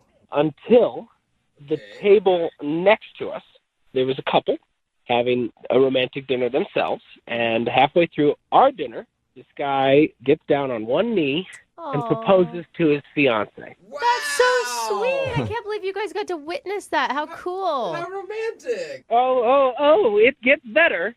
So Wait, you don't sound like you're excited about it. You were upset? You thought she should have said no? Is that what it was? And you stormed out? The restaurant was applauding. Everyone was, clanging their glasses. And with everyone looking at us, the guy leans over and he says, "Hey, this could be you two soon." Oh, man. All right. So he did make it awkward for you guys. Why would the guy even comment to you guys? Well, so I tried to field it, though. I fielded it, and I felt good about it. I had an impulse, so I went with it. Okay. What'd you do? So I said, funny you should mention that. Stand up out of my chair, kneel down, and pretended to propose. What? Why would you do that? What on God's planet would make you do something like that? That is wrong on so many levels. I was just trying to be funny. I thought it was really funny. Yeah, real funny. Like, upstage the couple that just got engaged and then make it really awkward between you and your date. Well, I don't think it would have been, except I got up and I said, sorry, guys, just kidding. We're actually on a first date. Okay, so you admitted that you weren't actually proposing. Okay, good. Did people think that was funny? Yeah, everyone thought it was funny, but now, all of a sudden, every eyeball in the restaurant was on us as a first date in the middle of the room, next to the couple who'd just gotten engaged. Right, okay. So everyone's looking at you. Was your date real awkward after that? It was excruciating, because it really felt like everyone was paying attention to us. The couple who'd just gotten engaged thought that they should pal around with us, and they tried to buy us dessert. And at the end of the dinner, the manager came over and he says, look, if you ever want to come back to the spot of your first date to propose. Oh, yeah. Call. Yeah, but you're acting like annoyed. You're the one that set yourself up for that. I didn't propose to the woman next to me at the other table. That guy did it. Yeah, but you didn't have to fake a proposal to your first date. Exactly. No, but you weren't there. I had to make the joke. I don't know, man. I could just see if I was your date. You don't want to see someone joke about that even. Like the first time you see a man get down on a knee, you want it to be for real. Well, I don't know if you get the sense of humor in it. Okay. Did your date get the sense of humor in it, though? I think that's most important. I think she did. She laughed. She laughed hard with everybody else. I think it was me saying that it was our first date and that it kind of put us under a microscope for the rest of the evening. So why do you think all the attention ruined your night? Because it felt like we were on display. I mean, you could see the people would like lean over and whisper to each other like while making eye contact with me. Oh. And I didn't feel good about the rest of the date, and I think Naomi felt the same way. So how did it all end with you and Naomi? With an awkward hug. Oh, yeah. All right. So everything went downhill after that fake It proposal. ended with an awkward hug, and then I kind of reapproached the joke, and this is where I think, Brooke, you're probably right. I went too far because I said, maybe we'll come back one day. Oh, man, you should not have called back to that joke. You should have pretended like it never happened. No, that just feels like it's too sincere then. I feel like that makes it then not a joke. Well, that's why I'm thinking I screwed it up. I mean, I thought it would be funny, and she didn't really even laugh, and we've texted a little bit, and it's sort of lukewarm. When I asked her if she wants to do anything, I don't really get a response. Okay. Well, we'll play a song, come back, and then call your fiance and get your second date, okay? Hey, thank you. Yeah, hang on.